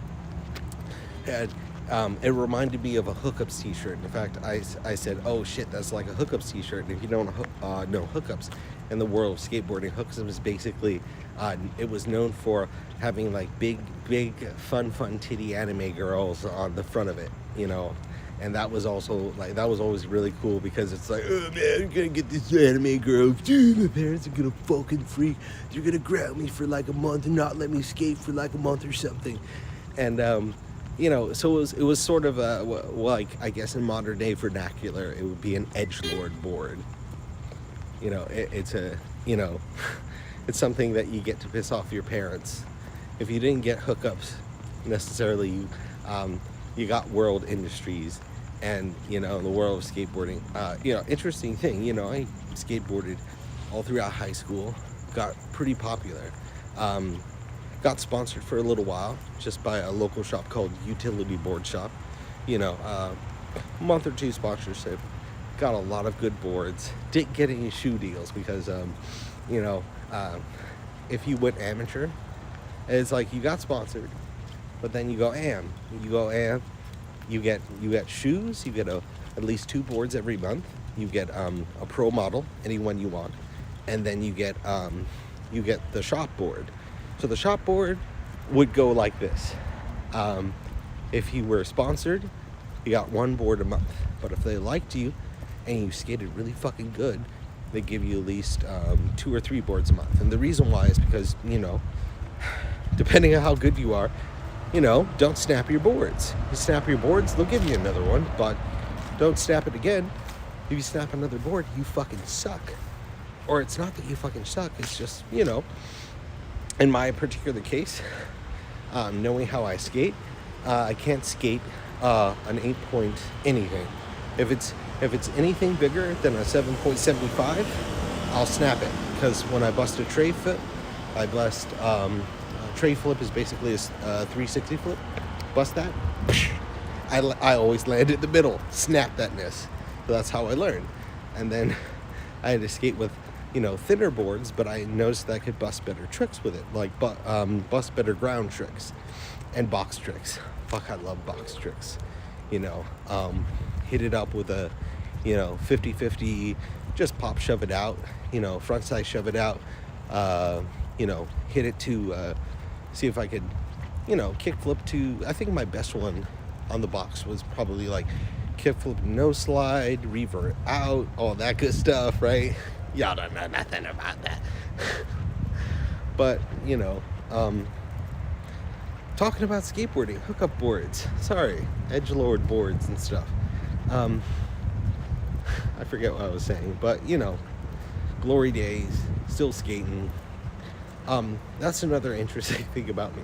So, when I got hit, unfortunately, my tibia and fibia got completely decimated. All things considered, still walking around, but I had to have a rod put in my leg. So, I'll never forget, post-surgery, I was just whapped out on pain medication. I'm like, well, this is where I want to be right now. And whapped out on medication. I was just the doctor comes in and he's just like, so, how are you doing? I'm just like, well, you know. So he said, well, tibia, there's no right way to get hit by a fucking car, but could have done worse. All right. So, had to install a rod. Good. I'm expecting that to be good right now. How long's the rod gonna be in? Kind of for a while. Life. All right. Roll with that shit. But walking around, can still fucking skate. Still getting back up to 100%. But, hey. Here I am. And, I guess that's the moral of the story for me as far as skateboarding goes. I can still skate. So I'm happy. I'm happy about that. Sorry. Oh. Gotta sneak by somebody real quick.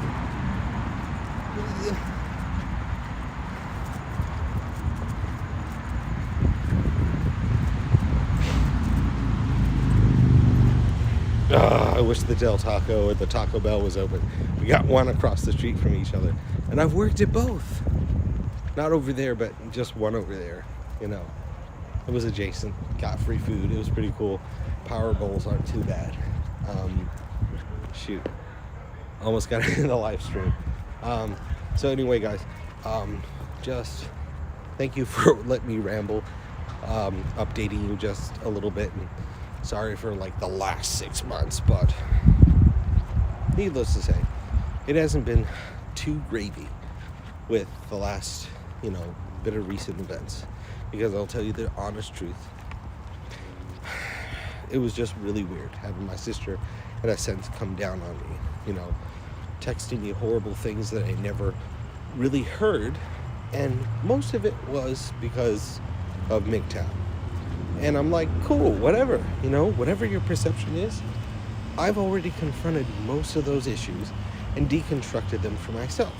So I can at least speak not from an omni perspective, but from, I want to say, a forced middle ground. A forced middle ground on my part. Or something like that. But,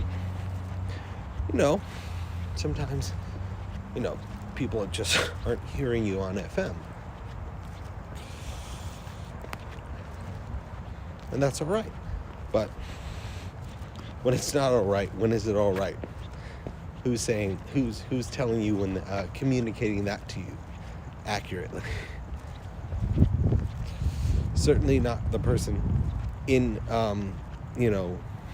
knee deep in the incendiary event with you, either as the antagonist or protagonist. It's kind of a crapshoot. So, that's really what's happened, guys. Kind of started around January during my birthday, and the breakdown was solid. When I say breakdown, I mean she hadn't let go of the fact that my father had passed, and I'm cool with that. But I just didn't expect so much blame for it, or any really. And the just a hurtful part of it is just seeing my brother just sort of not side with my sister, but just being okay, being a little bit more than acquiescent. Ooh, spiderweb. Oh no. Black Widow, baby. Um.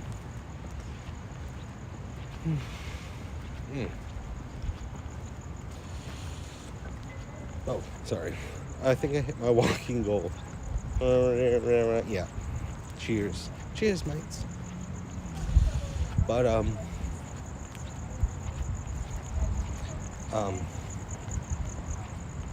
so just my brother. I guess just to say in short, my brother acquiesced in just literally everything, and it didn't matter what my sister said. Last time when I had my last phone conversation with him, he, I was just like, dude, I'm a little bit behind the 8 ball. I just gave you guys like a little, like some of like the last bit of my money, and it's just like the hospital, and I really need some help this time, because when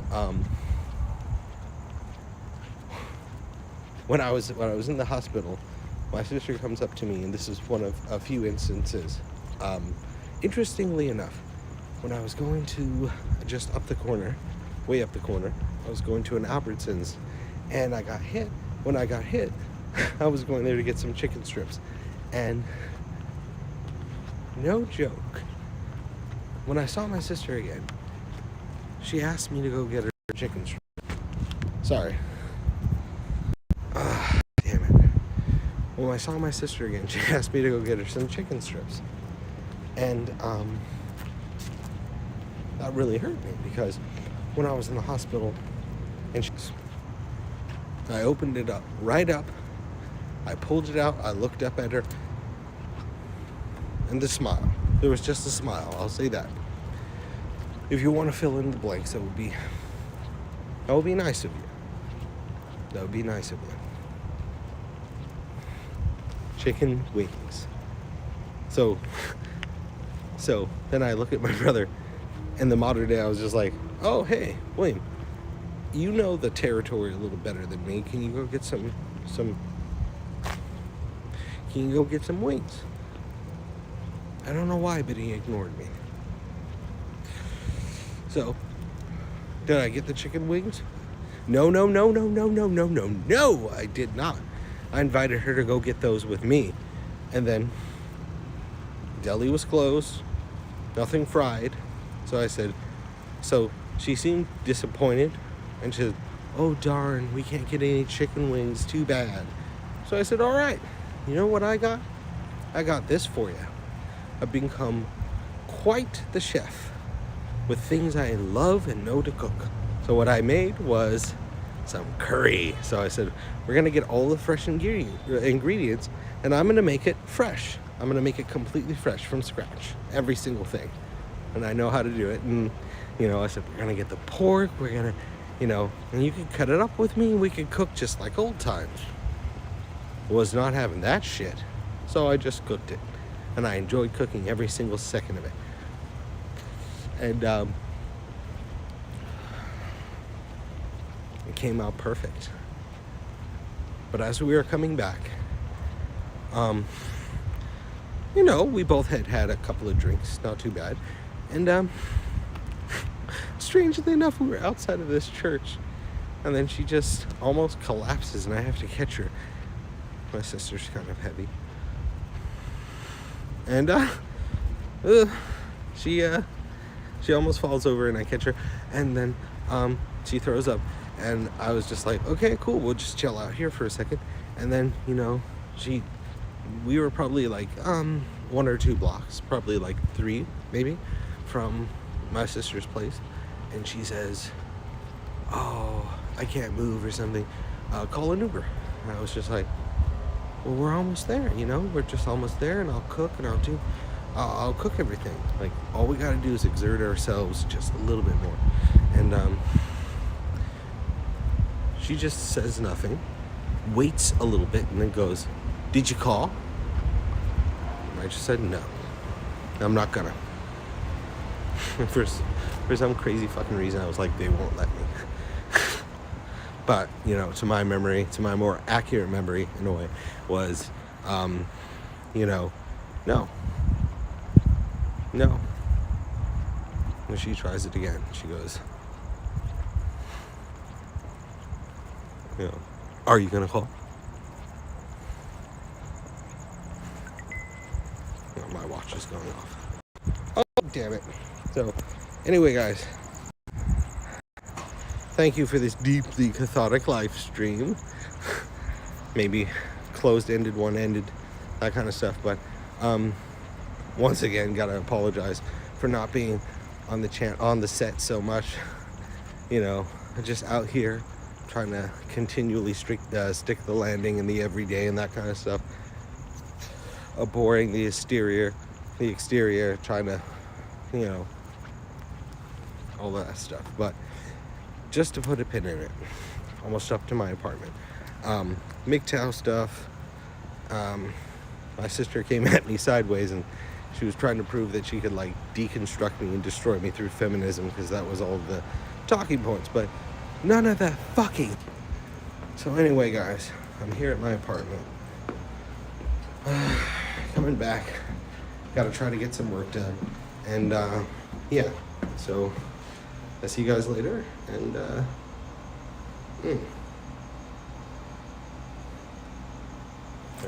what's my handle?